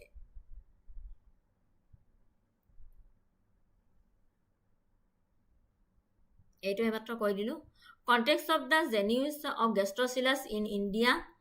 Total Gastrocilus species in India 23rd with the addition of G. phi. And total Gastrocilus species in Arunachal Pradesh 16 out of 23rd found in India, solidifying the stage importance for this specific genus. This new record is a crucial reminder of the rich and often underexplored biodiversity of the eastern Himalayas and highlights the importance of conserving the fragile ecosystems of Arunachal Pradesh. MCQ. Consider the following statements regarding the recent botanical discovery in Arunachal Pradesh. Statement 1. The orchid species Gastrocilus species was recorded for the first time in India from the Vijayanagar administrative circle of the Sanglang district. The genus Gastrocilus is known for its monopodial growth and characteristics succulent hypochile, from which of the genus gets its name. Statement 3 say, prior to this discovery, Gastrocilus species was only known to bloom in the Lhasa region of Tibet, highlighting a unique trans-Himalayan floral link. Which of the statements given above is oblique are correct?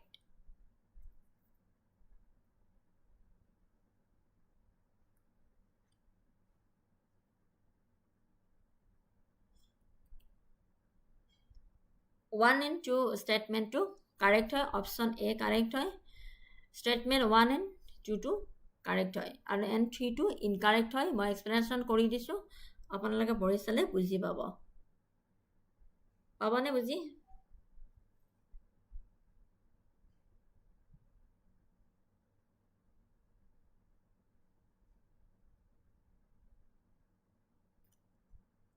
Diganta Kalita আমতে আপুনি কোনটো বিভাগত চাকৰি কৰি আছে? মই সেইদিনাখন তোমাক কৈছিলোঁ স্কলাৰ্ছত এডমিন বিভাগত কাম কৰি আছোঁ।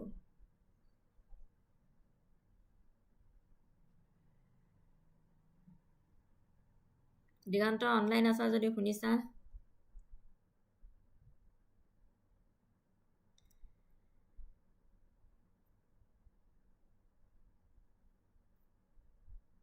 Moving to the next topic.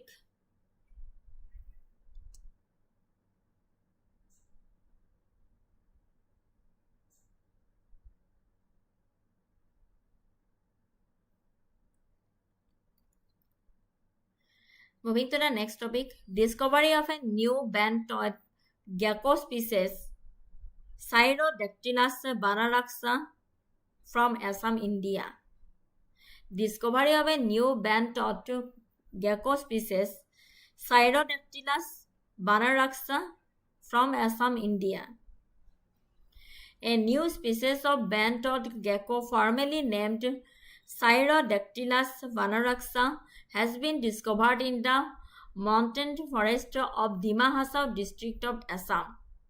This discovery significantly highlights the rich and often overlooked biodiversity of the Northeast Indian region.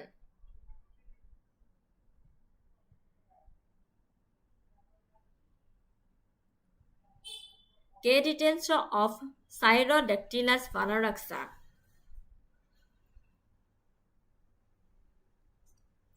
Scientific name hoise Cyrrodactylus banaraxa. Common name hoise banaraxa bent-toed gecko. Discovery location forested slopes of Jatinga in the Borail Hills, Dima Hasao district in Assam. This area is noted as a unique ecological transition zone.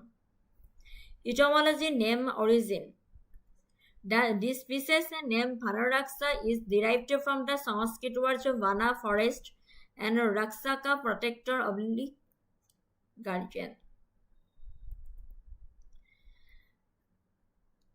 And tribute said this name is an honorary tribute to the Assam Forest Department for its crucial role in conserving biodiversity and safeguarding the natural habitats of the state, acknowledging the sacrifices of its frontline staff.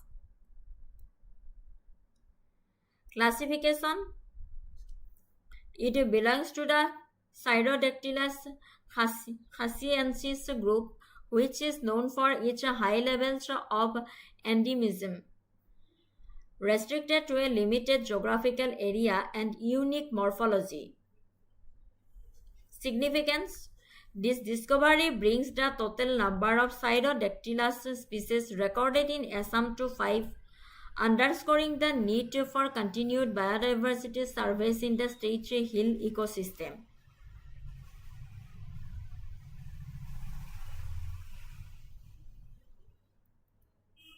এইটো হৈছে এই ডায়াগ্ৰামটোত মই আনি দিছোঁ Cyrrodactylus banaraxa. এইটো পিকচাৰটোত আপোনালোকে চালে বুজি পাব।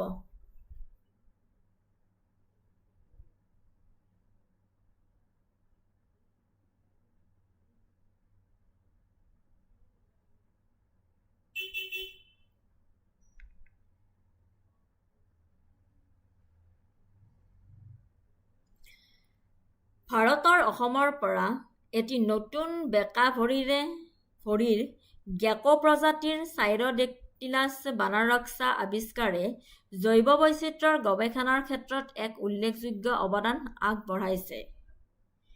এই প্ৰজাতিটো মধ্য অসমৰ পাহাৰীয়া অৰণ্যত বিশেষকৈ বৰাইল পাহাৰৰ ভিতৰত ডিমা হাছাও জিলাৰ জাতিংগাৰ বনাঞ্চল ঢালত চিনাক্তকৰণ কৰা হৈছে। আৱিষ্কাৰৰ মূল দিশসমূহ হৈছে পৰিৱেশগত তাৎপৰ্য, গেকো চাইৰডেক্টিলাছ খাচিয়েনচিছ গোটৰ অন্তৰ্গত উচ্চ এণ্ডিমিজিম আৰু সীমিত বিতৰণৰ বাবে জনাজাত, যিয়ে সংৰক্ষণৰ বাবে ইয়াৰ গুৰুত্বৰ ইংগিত দিয়ে। নাম আৰু প্ৰতীক। বাসস্থান সংৰক্ষণৰ ক্ষেত্ৰত অসম বন বিভাগৰ ভূমিকাক সন্মান জনাই সংস্কৃত শব্দৰ পৰা উদ্ভৱ হোৱা এই প্ৰজাতিটোক বনৰক্ষক নাম দিয়া হৈছে। গৱেষণা আৰু চিনাক্তকৰণ। ইয়াৰ চিনাক্তকৰণ ৰূপতাত্ত্বিক বৈশিষ্ট্য আৰু আণৱিক বিশ্লেষণৰ জৰিয়তে নিশ্চিত কৰা হৈছিল, যাৰ ফলত ইয়াত এক সুকীয়া প্ৰজাতি হিচাপে প্ৰতিষ্ঠা কৰা হৈছিল। ছিগনিফিকেন্সটো হৈছে এই আৱিষ্কাৰে অসমৰ মুঠ চাইৰডেক্টিলাছ প্ৰজাতি ৫টালৈ বৃদ্ধি কৰি অঞ্চলটোৰ চহকী জৈৱ বৈচিত্ৰ্যৰ ওপৰত আলোকপাত কৰিছে, বিশেষকৈ কম অধ্যয়ন কৰা পাহাৰীয়া অৰণ্যত। ইয়াৰ সৰীসৃপ আৰু উভচৰ প্ৰাণীৰ বাবে জৈৱ বৈচিত্ৰ্যৰ হটস্পট হিচাপে অসমৰ মৰ্যাদাৰ ওপৰত আলোকপাত কৰা হৈছে। পৰিৱেশ গৱেষণা আৰু সংৰক্ষণ প্ৰচেষ্টা অব্যাহত ৰখাৰ গুৰুত্বৰ ওপৰত বিশেষ গুৰুত্ব আৰোপ কৰা হৈছে। বুজি পালেনে? নাম আৰু প্ৰতীকটো। বাসস্থানৰ সংৰক্ষণৰ ক্ষেত্ৰত অসম বন বিভাগৰ ভূমিকাক সন্মান জনাই সংস্কৃত শব্দৰ পৰা উদ্ভৱ হোৱা এই প্ৰজাতিটোক বনৰক্ষক হিচাপে নামাকৰণ কৰা হৈছে।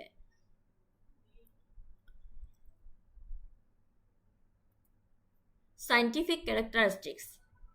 The new species was identified through an integrative approach combining both morphological characteristics and molecular phylogenetic evidence.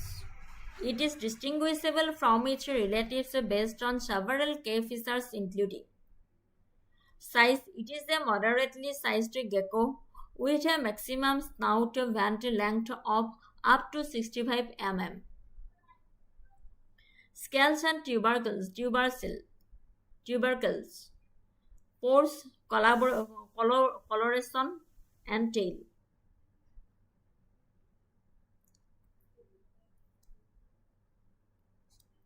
Consider the following statements regarding the newly discovered band-toed gecko species Cytrodactylus vanoraxa. Statement 1 khudise, the species was discovered in the mountain forest of Jatinga in the Borail Hills region of Assam Dimahasau district. The specific epithet vanoraxa is a Sanskrit term that means forest protector and is dedicated to the Assam Forest Department.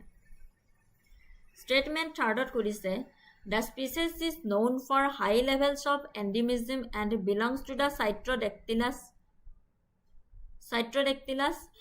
khasiensis group.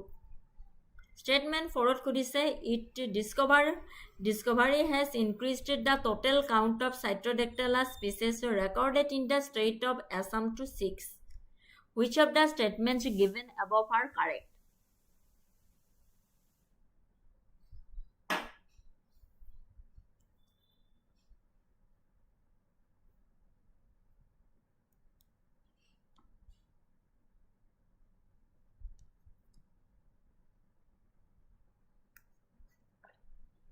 এটাৰ ভিতৰত কোনটো শুদ্ধ হয়? Statement 1, 2 and 3, 4. শুদ্ধ উত্তৰটো হ'ল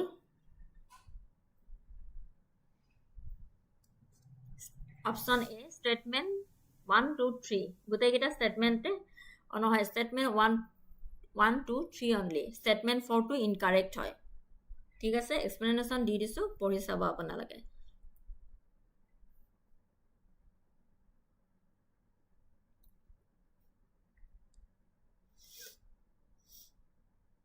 Moving to the next topic, the second BIMSTEC Young Leaders Summit 2025 in Guwahati.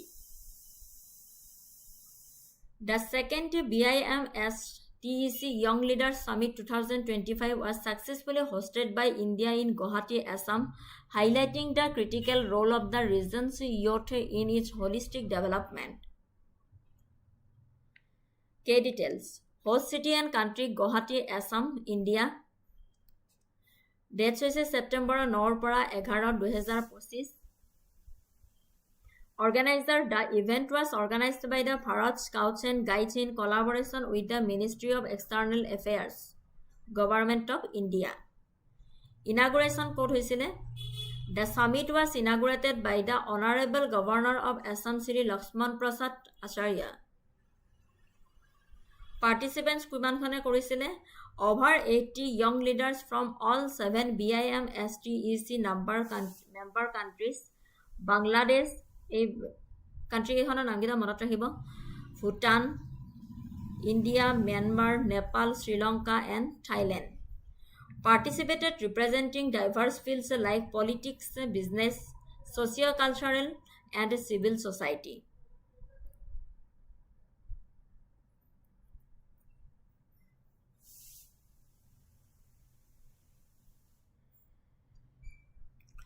ভাৰতৰ অসমৰ গুৱাহাটীত 9 ছেপ্টেম্বৰৰ পৰা 11 ছেপ্টেম্বৰলৈ দ্বিতীয় বিমষ্টেক যুৱ নেতা সন্মিলন 2025 অনুষ্ঠিত কৰা হয়। ইয়াত বিমষ্টেকৰ 7খন সদস্য দেশৰ 80জনতকৈ অধিক যুৱ নেতাক একত্ৰিত কৰা হৈছিল। বাংলাদেশ, ভূটান, ভাৰত, ম্যানমাৰ, নেপাল, শ্ৰীলংকা আৰু থাইলেণ্ড, যিসকলে ৰাজনীতি, ব্যৱসায়, আৰ্থ-সাংস্কৃতিক আৰু নাগৰিক সমাজকে ধৰি বিভিন্ন খণ্ডক প্ৰতিনিধিত্ব কৰিছিল। আঞ্চলিক সহযোগিতা শক্তিশালী কৰাৰ বাবে 6ষ্ঠ বিমষ্টেক শীৰ্ষ সন্মিলনত প্ৰধানমন্ত্ৰী নৰেন্দ্ৰ মোদীয়ে ঘোষণা কৰা 21 দফীয়া কৰ্ম পৰিকল্পনাৰ অংশ হিচাপে এই সন্মিলনখন অনুষ্ঠিত হয়। তিনিদিনীয়া এই অনুষ্ঠানত একবিংশ শতিকাৰ বাবে উপযুক্ত নেতৃত্বৰ দক্ষতা বিকাশৰ ওপৰত গুৰুত্ব আৰোপ কৰা হৈছিল, যিবোৰ স্থিতিস্থাপক সৰ্বাংগীন বৈচিত্ৰ্যৰ প্ৰতি সঁহাৰি জনোৱা। ইয়াত উদ্যোগীকৰণ, ডিজাইন, চিন্তাধাৰা আৰু ক্ৰছ কালচাৰেল সহযোগিতাৰ ওপৰত অধিৱেশন অন্তৰ্ভুক্ত কৰা হৈছিল, যাৰ লক্ষ্য আছিল বহনক্ষম আৰু সামাজিকভাৱে দায়বদ্ধ সমাধানৰ লালন পালন, পাৰস্পৰিক বুজাবুজি গভীৰ আৰু আঞ্চলিক ঐক্য শক্তিশালী কৰাৰ বাবে সাংস্কৃতিক আদান-প্ৰদান আৰু দেশ বিনিময় অধিৱেশন অনুষ্ঠিত কৰা হয়। এই সন্মিলনত বংগোপসাগৰ অঞ্চলক সংযোগ কৰা আৰ্থ-সামাজিক উন্নয়ন কৰিডৰত স্থল দলং হিচাপে উত্তৰ-পূব ভাৰতৰ কৌশলগত গুৰুত্বৰ ওপৰত আলোকপাত কৰা হয়। শীৰ্ষ সন্মিলনৰ ফলাফলসমূহৰ ভিতৰত আছিল বৰ্ধিত যোগাযোগ আৰু সহযোগিতা দক্ষতা, উদ্ভাৱনীমূলক সামাজিক ব্যৱসায়িক আৰ্হি আৰু বিশ্বাসৰ নেটৱৰ্ক, যিয়ে ভৱিষ্যতৰ আঞ্চলিক সহযোগিতাক লালন পালন কৰাত সহায় কৰিব। এই পদক্ষেপ আঞ্চলিক সহযোগিতাৰ বাবে ভাৰতৰ নেইবাৰহুড ফাৰ্ষ্ট, এক্ট ইষ্ট আৰু মহাসাগৰৰ দৃষ্টিভংগীৰ সৈতে মিল আছে, যাৰ লক্ষ্য হৈছে বিমষ্টেক অঞ্চলৰ যুৱ নেতাসকলক উন্নয়ন নীতিক আগুৱাই নিবলৈ আৰু অঞ্চলটোৰ বৃদ্ধি আৰু সমৃদ্ধিৰ বাবে সমসাময়িক আৰু ভৱিষ্যতৰ প্ৰত্যাহ্বানবিলাক মোকাবিলা কৰিবলৈ প্ৰস্তুত কৰা। বুজি পাইছে? এই পদক্ষেপ আঞ্চলিক সহযোগিতাৰ বাবে ভাৰতৰ নেইবাৰহুড ফাৰ্ষ্ট, এক্ট ইষ্ট আৰু মহাসাগৰৰ দৃষ্টিভংগীৰ সৈতে মিল আছে, যাৰ লক্ষ্য হৈছে বিমষ্টেক অঞ্চলৰ যুৱ নেতাসকলক উন্নয়ন নীতিক আগুৱাই নিবলৈ আৰু অঞ্চলটোৰ বৃদ্ধি আৰু সমৃদ্ধিৰ বাবে সমসাময়িক আৰু ভৱিষ্যতৰ প্ৰত্যাহ্বানবিলাক মোকাবিলা প্ৰস্তুত কৰিবলৈ।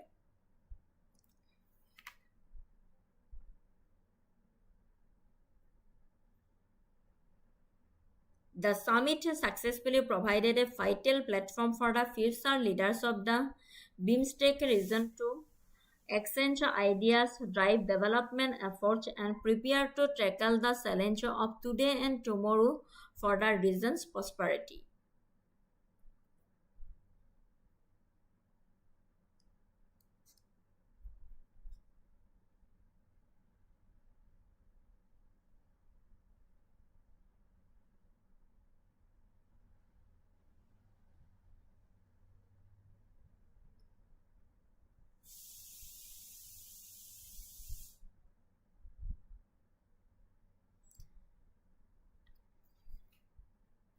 Consider the following statements regarding the second BIMSTEC Young Leaders Summit 2025.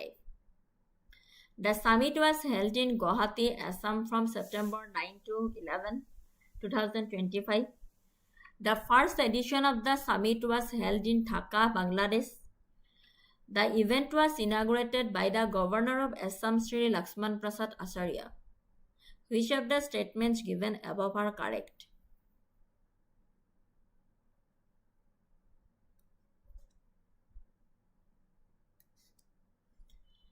Which of the following statements regarding the second BIMSTEC Young Leaders Summit 2025? So correct answer to whole option A, statement 1 and 3. Second statement কিহৰ কাৰণে incorrect কৈছে যে based on the search results for BIMSTEC Young Leaders Summit, the first edition of the BIMSTEC Youth Summit or Young Leaders Summit was held in Gandhinagar, Gujarat, India in February 2025. এইখন আমাৰ এখন হৈছে second BIMSTEC Young Leaders Summit in Guwahati আৰু কেতিয়াৰ পৰা হৈছিলে September 9 পৰা 11 তাৰিখলৈকে 2025 আৰু ফাৰ্ষ্ট খন হৈছিলে গুজৰাটত ফেব্ৰুৱাৰী মাহত এইটো বছৰৰে ইয়াতে লিখে এক্সপ্লেইন কৰি দিছো সেকেন্ডটো কিহৰ কাৰণে কাৰেক্ট হয় 1 আৰু 3 টো কিহৰ কাৰণে কাৰেক্ট হয় ঠিক আছে moving to the next topic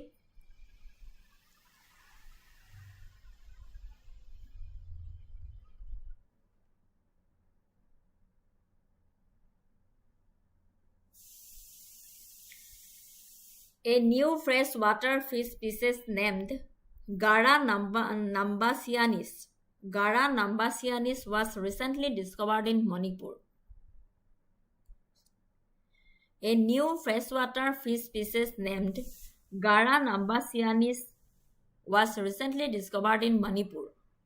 The new freshwater fish species Gara nambasianis was recently discovered in the state of Manipur, northeast India.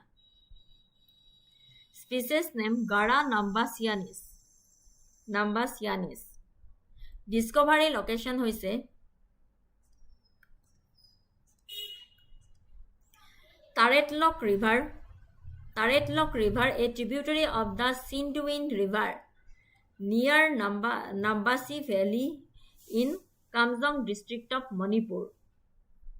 A discoverer hoise a research team led by Dr. Bangdon Sangningam from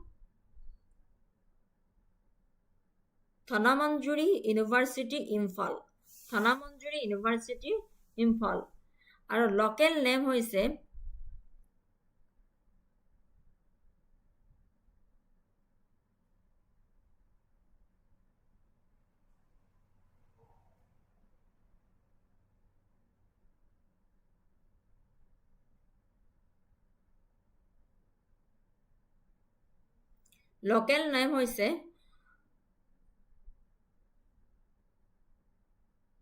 Notungnu in the local tribal dialect.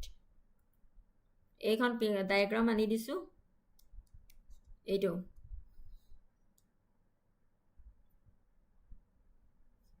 দেখিবলৈ পাইছেনে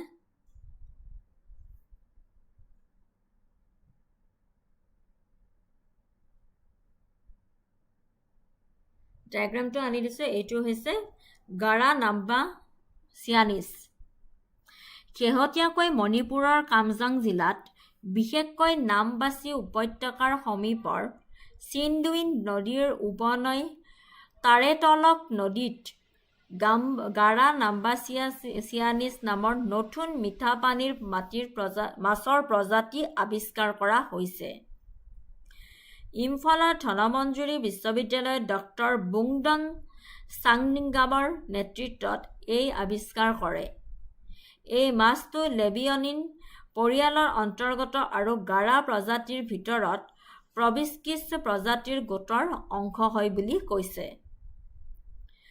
Gara nambasianisৰ সুকীয়া শাৰীৰিক বৈশিষ্ট্য আছে যেনে এই ডায়াগ্ৰামটো চাব এটা চতুৰ্ভুজ আকৃতিৰ প্ৰবচিছ এণ্টাৰ'লেটেৰেল প্ৰান্তত 7-8টা একান্থই টিউবাৰকল, অপাৰকলত কলা দাগ, 8-11টা পৃষ্ঠীয় পাখিৰ স্কেল আৰু হাইপৰেল প্লেটলৈকে বিস্তৃত 6টা কলা ৰেখা।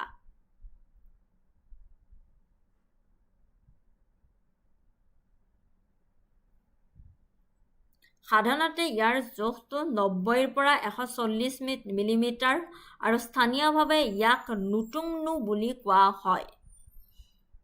বুজি পাইছে?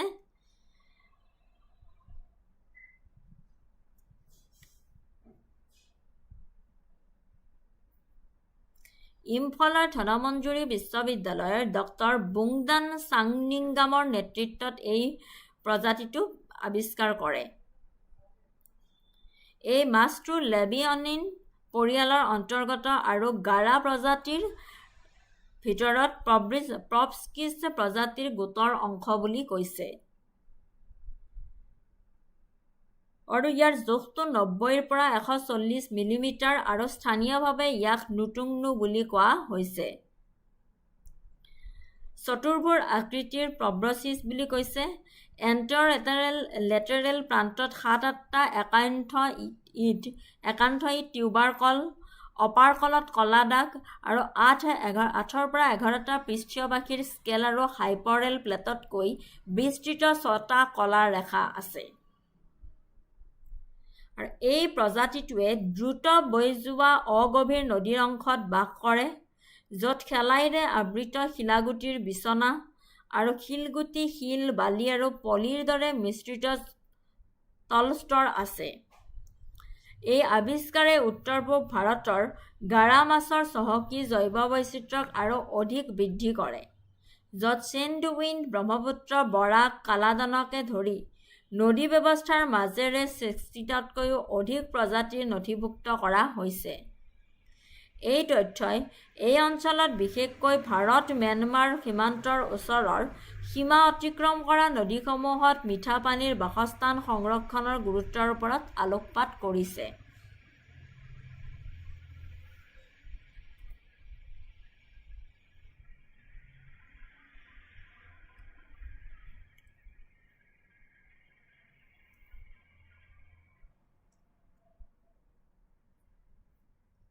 এইখিনি মই কৈয়ে দিলোঁ। Habitat and ecology, river system. The species was found in Sindhuin River System, which is a part of the rich aquatic biodiversity hotspot of northeast India near Indo-Myanmar border.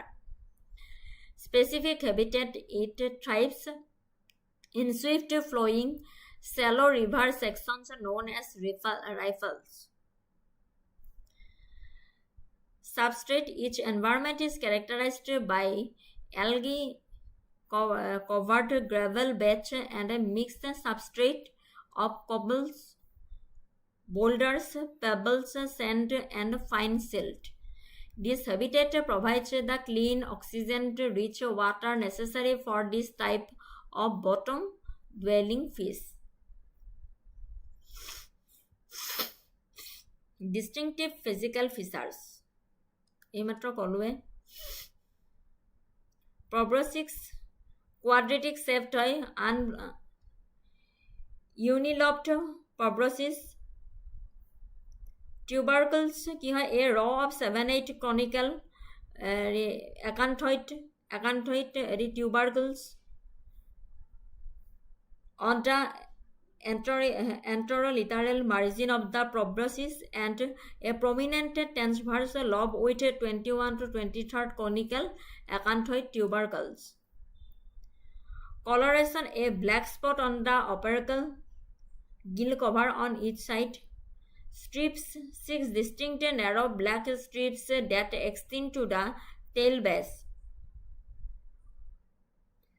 Size: adults typically measures between 90 to 140 mm, 9 পৰা 14 cm in length.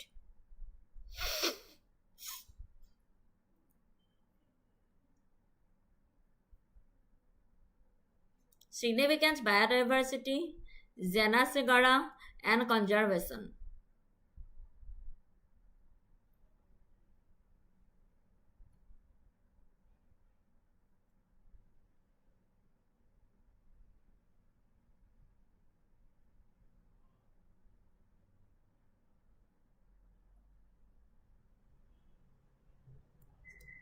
Consider the following statements regarding the newly discovered freshwater fish species Gara Nambasiasis in Manipur. Statement 1 ত কৈছে it belongs to the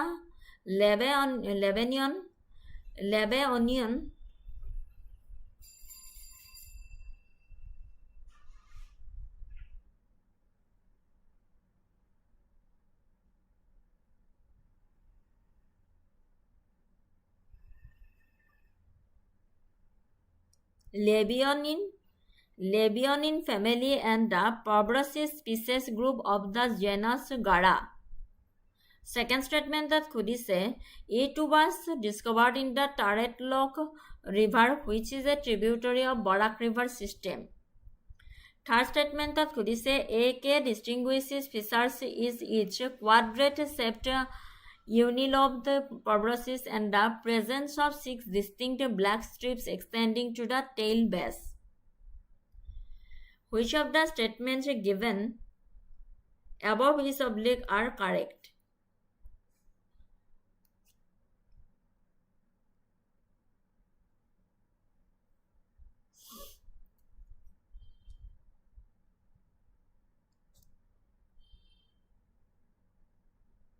Option C, statement 1 and 3 are correct. Statement 1 is correct, 2 to incorrect hoy, 3 is correct. Explanation kori diso apnalake pori sale buji pabo.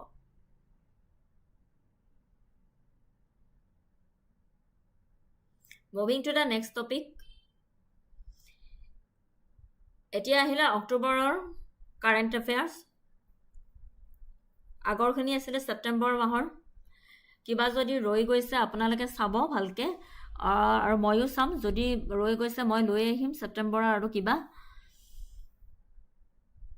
এতিয়া আহিলো অক্টোবৰৰ The drone covers exercise was held in Arunachal Pradesh. The drone covers exercise was a significant military drill focusing on preparing the Indian armed forces for the challenges of modern warfare. Exercise drone covers K details conducted by the Indian Army's Fair Corps under the Eastern Command. Location hoise forward areas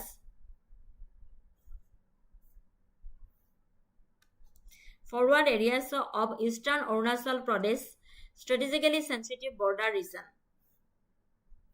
Duration, a 4-day exercise, example typically held from September 25 to 28, 2025 according to the report.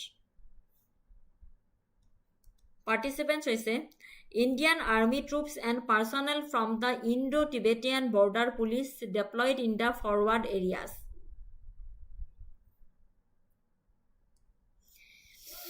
Yare etia primary objective or focus ki hoy. The drone core purpose of drone covers was to enhance the Army's combat readiness in the face of next generation drone warfare. The exercise was designed to address the increasing use of unmanned aerial vehicles by adversaries for surveillance, target acquisition, and weapon delivery in a multi-domain technology-infused battlefield. K focus areas rehearsed: counter drone measures, drone technologies, target acquisition and neutralization, tactical maneuvers, and jointness anti-TTP development. 2025 চনৰ 25 ছেপ্টেম্বৰৰ পৰা 28 ছেপ্টেম্বৰলৈ পূব অৰুণাচল প্ৰদেশৰ আগন্তুক অঞ্চলত eastern কমাণ্ডৰ অধীনত ভাৰতীয় সেনাৰ স্পিয়াৰ কৰ্পছৰ ড্ৰোন কাভাচ অনুশীলনত পৰৱৰ্তী প্ৰজন্মৰ ড্ৰোন যুদ্ধ আৰু কাউণ্টাৰ ড্ৰোন প্ৰযুক্তিৰ ওপৰত গুৰুত্ব আৰোপ কৰা হৈছিল, যাৰ লক্ষ্য আছিল অত্যাধুনিক ড্ৰোন ব্যৱস্থাৰ বৈধতা প্ৰদান কৰা আৰু যুদ্ধৰ বাবে প্ৰস্তুতি উন্নত কৰা ড্ৰোন ভিত্তিক ভাবুকি। বুজিছে?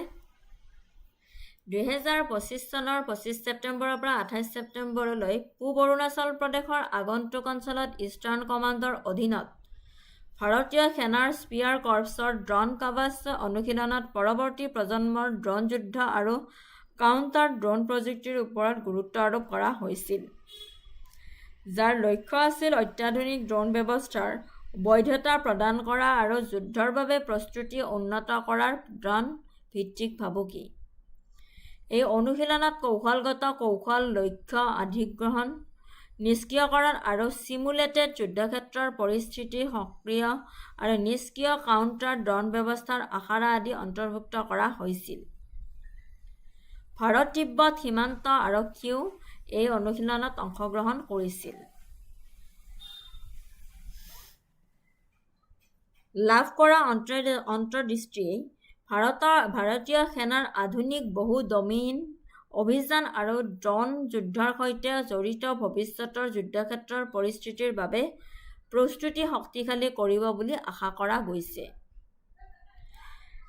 এই অনুশীলনে অৰুণাচল প্ৰদেশৰ দৰে স্পৰ্শকাতৰ সীমান্ত অঞ্চলত ভাৰতীয় সেনাৰ আধুনিকৰণ আৰু প্ৰযুক্তি শোষণৰ প্ৰচেষ্টাৰ দিশত এক উল্লেখযোগ্য পদক্ষেপ হিচাপে পৰিগণিত হৈছে।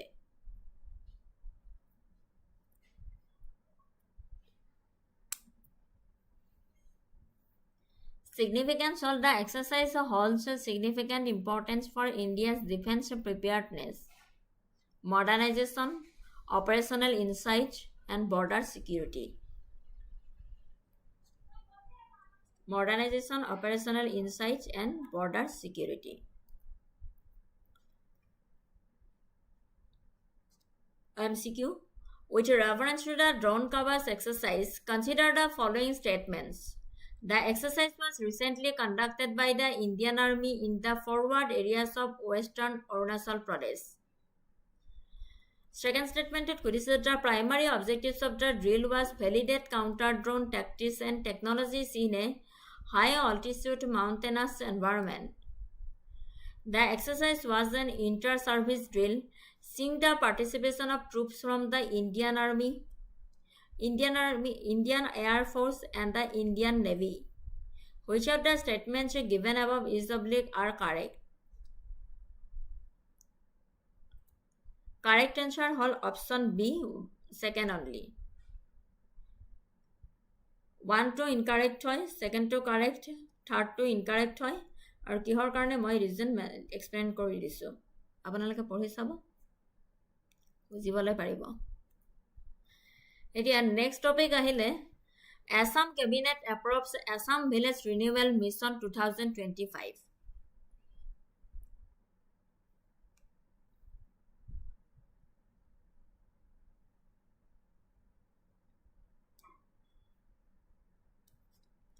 Assam Cabinet approves Assam Village Renewal Mission 2025. The Assam Cabinet approval of the Assam Village Renewal Mission 2025 signifies a major strategic initiative aimed at holistic rural development across the state.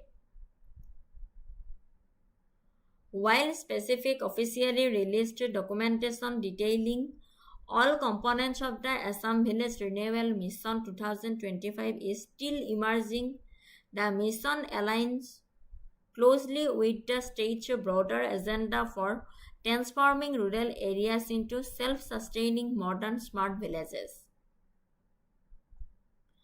Introduction and key principles.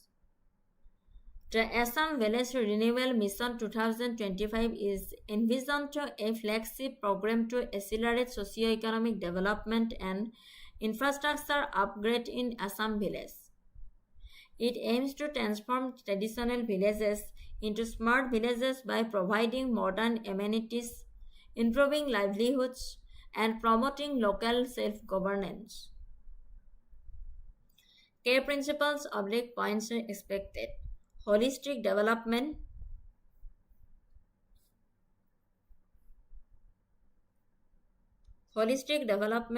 decentralized planning, and convergence. Major components, component category: infrastructure and connectivity, roads, connecting villages with all-weather roads through synergy with PMGSY, digital connectivity, fiber optic network, example BharatNet, Wi-Fi hotspot and digital service centers. Housing, providing affordable and disaster resilient housing. Second is social and human development. Education, upgrading village schools with digital infrastructure and quality faculty. Healthcare, strengthening primary health centers and health and wellness centers and telemedicine access. Skill development, vocational training centers for youth and women based on local industries.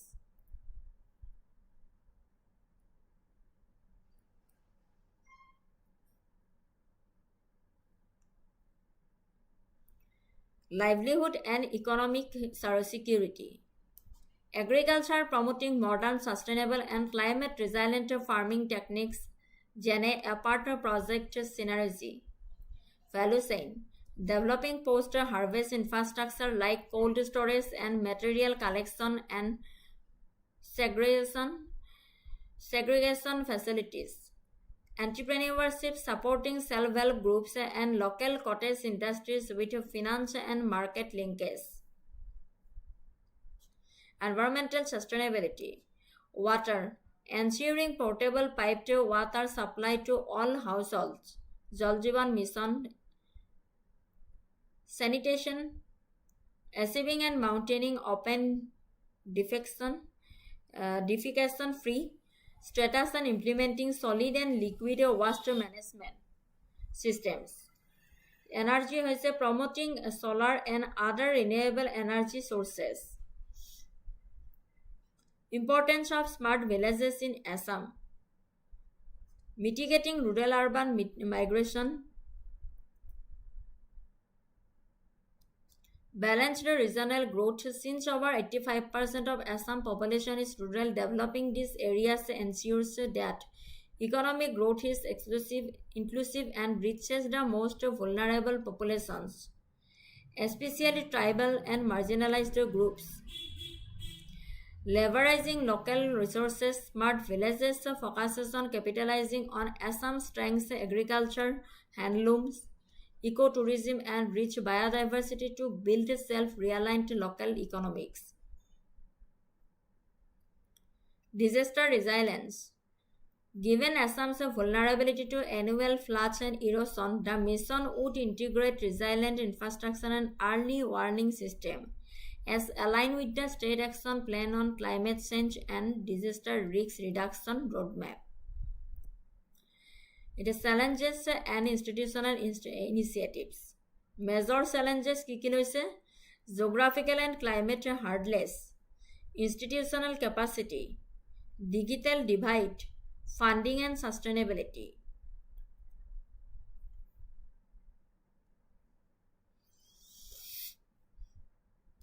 Governmental and institutional initiatives. Assam is actively working to overcome these challenges through several institutional frameworks and specific projects. Panchayati Raj institutions empowerment, government padakshep loise, focus on outcome budgeting, green budgeting, externally aided projects and special packages.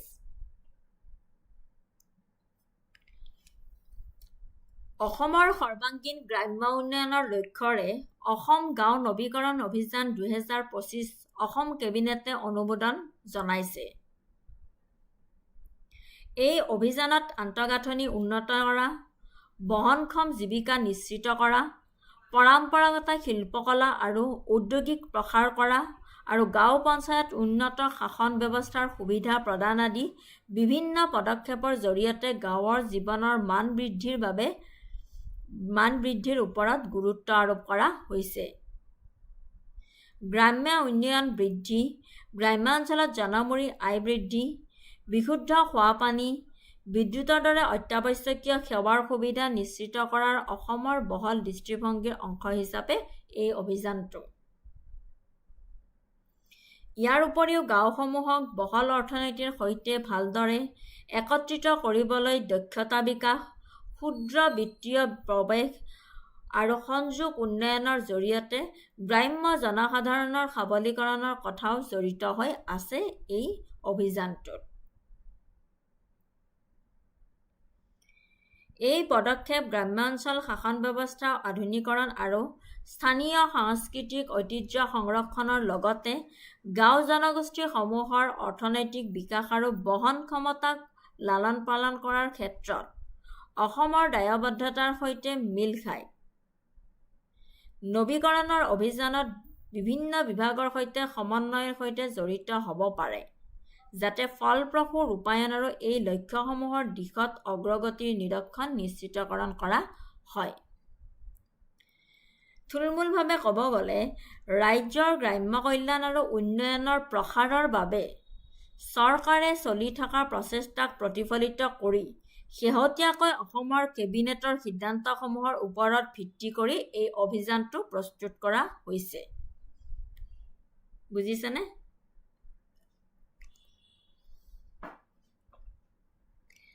ৰাজ্যৰ গ্ৰাম্য কল্যাণ আৰু উন্নয়নৰ প্ৰসাৰৰ বাবে চৰকাৰে চলি থকা প্ৰচেষ্টাক প্ৰতিফলিত কৰি শেহতীয়াকৈ অসমৰ কেবিনেটৰ সিদ্ধান্তসমূহৰ ওপৰত ভিত্তি কৰি এই অসম গাঁও নৱীকৰণ অভিযান 2025টো প্ৰস্তুত কৰা হৈছে।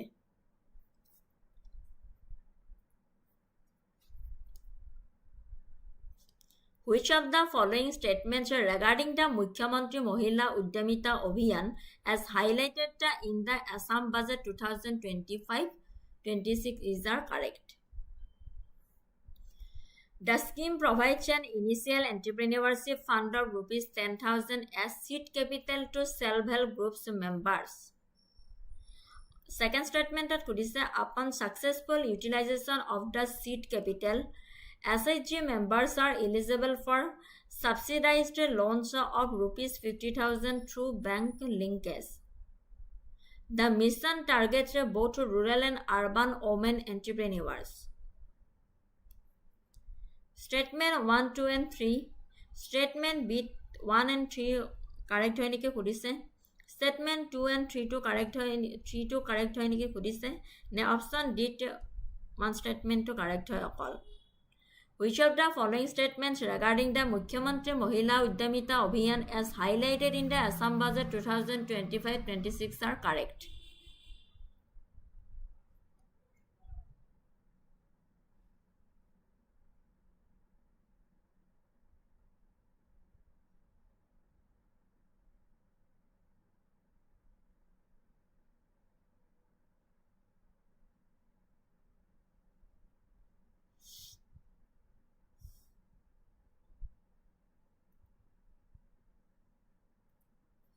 Statement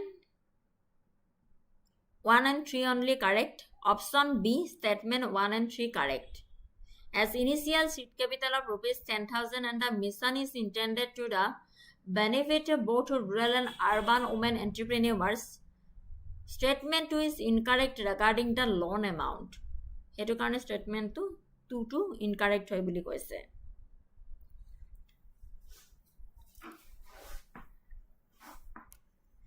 Moving to the next topic,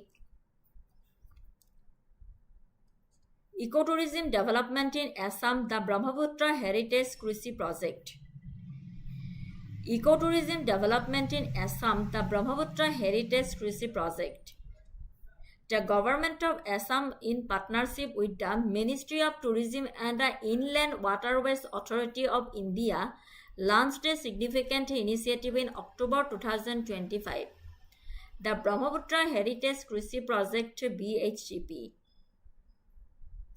This visionary project is designed to fuse riverine tourism with key elements of regional development, focusing on heritage conservation, protecting and showcasing the historical and cultural sites along the Brahmaputra River. Eco-friendly mobility, promoting sustainable and environmentally conscious modes of transport on the water. Key points of the BHCP.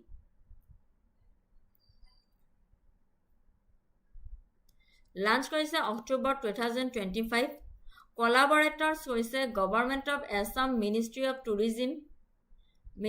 Tourism and Inland Waterways Authority of India. Objective হৈছে to combine riverine tourism, heritage conservation and eco-friendly mobility. To combat riverine tourism, heritage conservation and eco-friendly mobility. Goal হৈছে to establish Assam as the premier destination for sustainable inland cruise tourism in eastern India.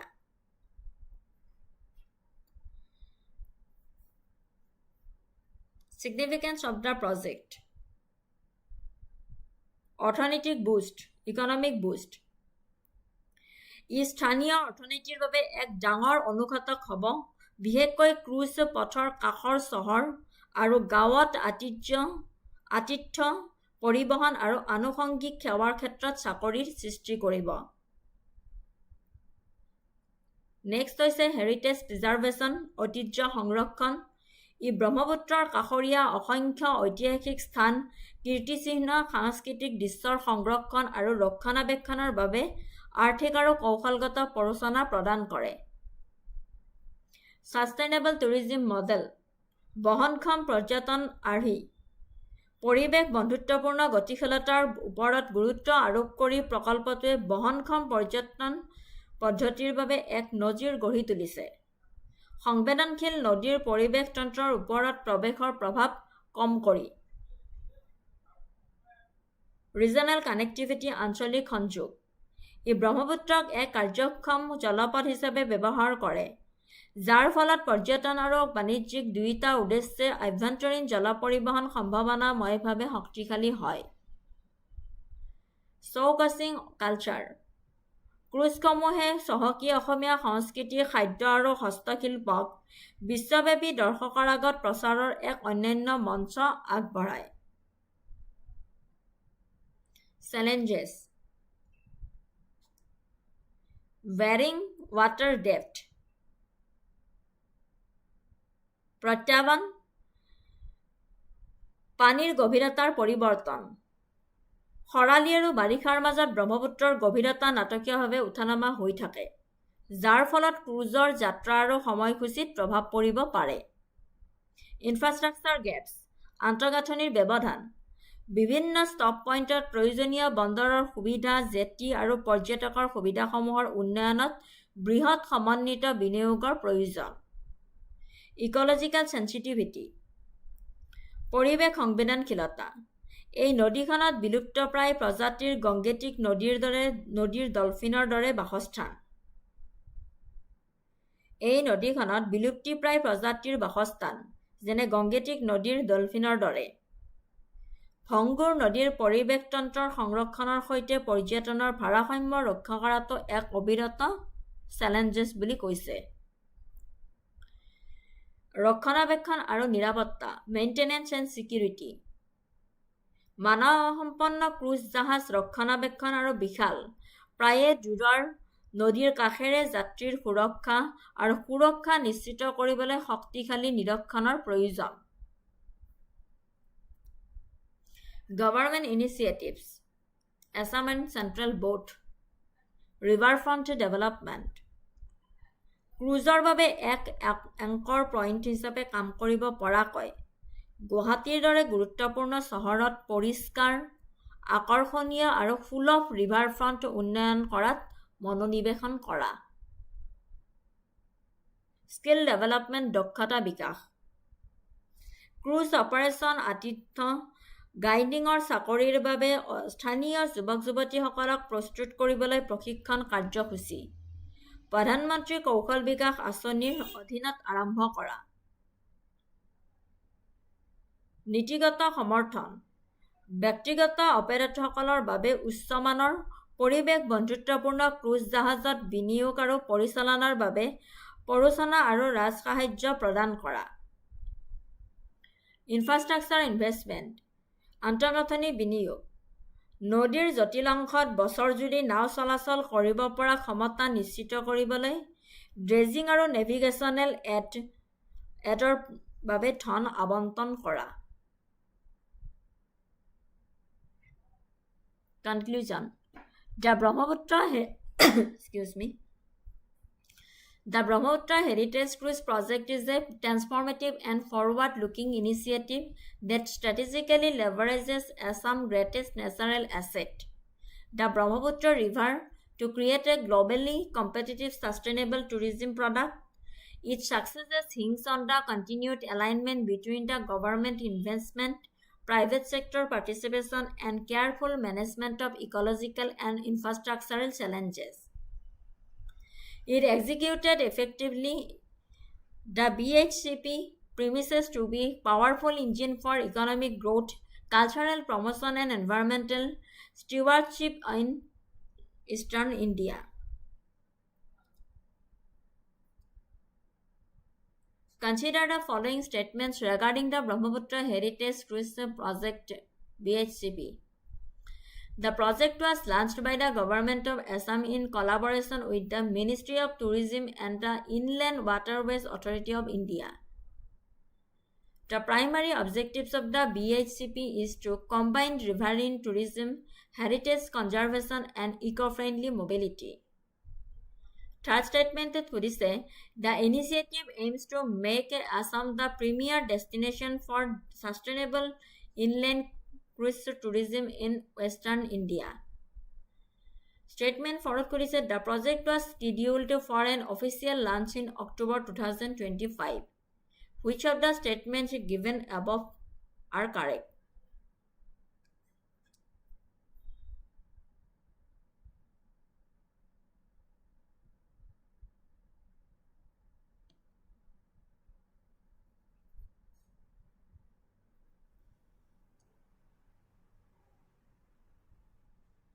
So correct answer to somehow option C, 2, 1, 2 and 4 only correct.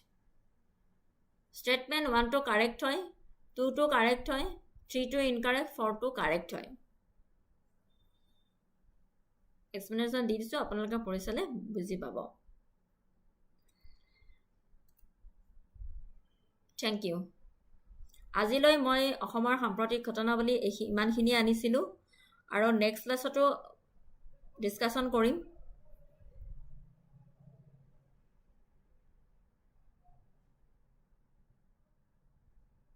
ধন্যবাদ. ইমান সময়ৰ পৰা মোৰ আজিৰ এই ক্লাছটো চোৱা সকলক অশেষ ধন্যবাদ জ্ঞাপন কৰিছো. পুনৰ নতুন ক্লাছ এটিত লগ পোৱাৰ আশাৰে আজিলৈ আপোনালোকৰ পৰা বিদায় মাগিছো. শুভৰাত্ৰি. ভালদৰে পঢ়া শুনা কৰি থাকক আপোনালোকে. নেক্সট ক্লাছত নতুন টপিক লৈ আহিম আৰু. শুভৰাত্ৰি. Love you. Take care. Bye by.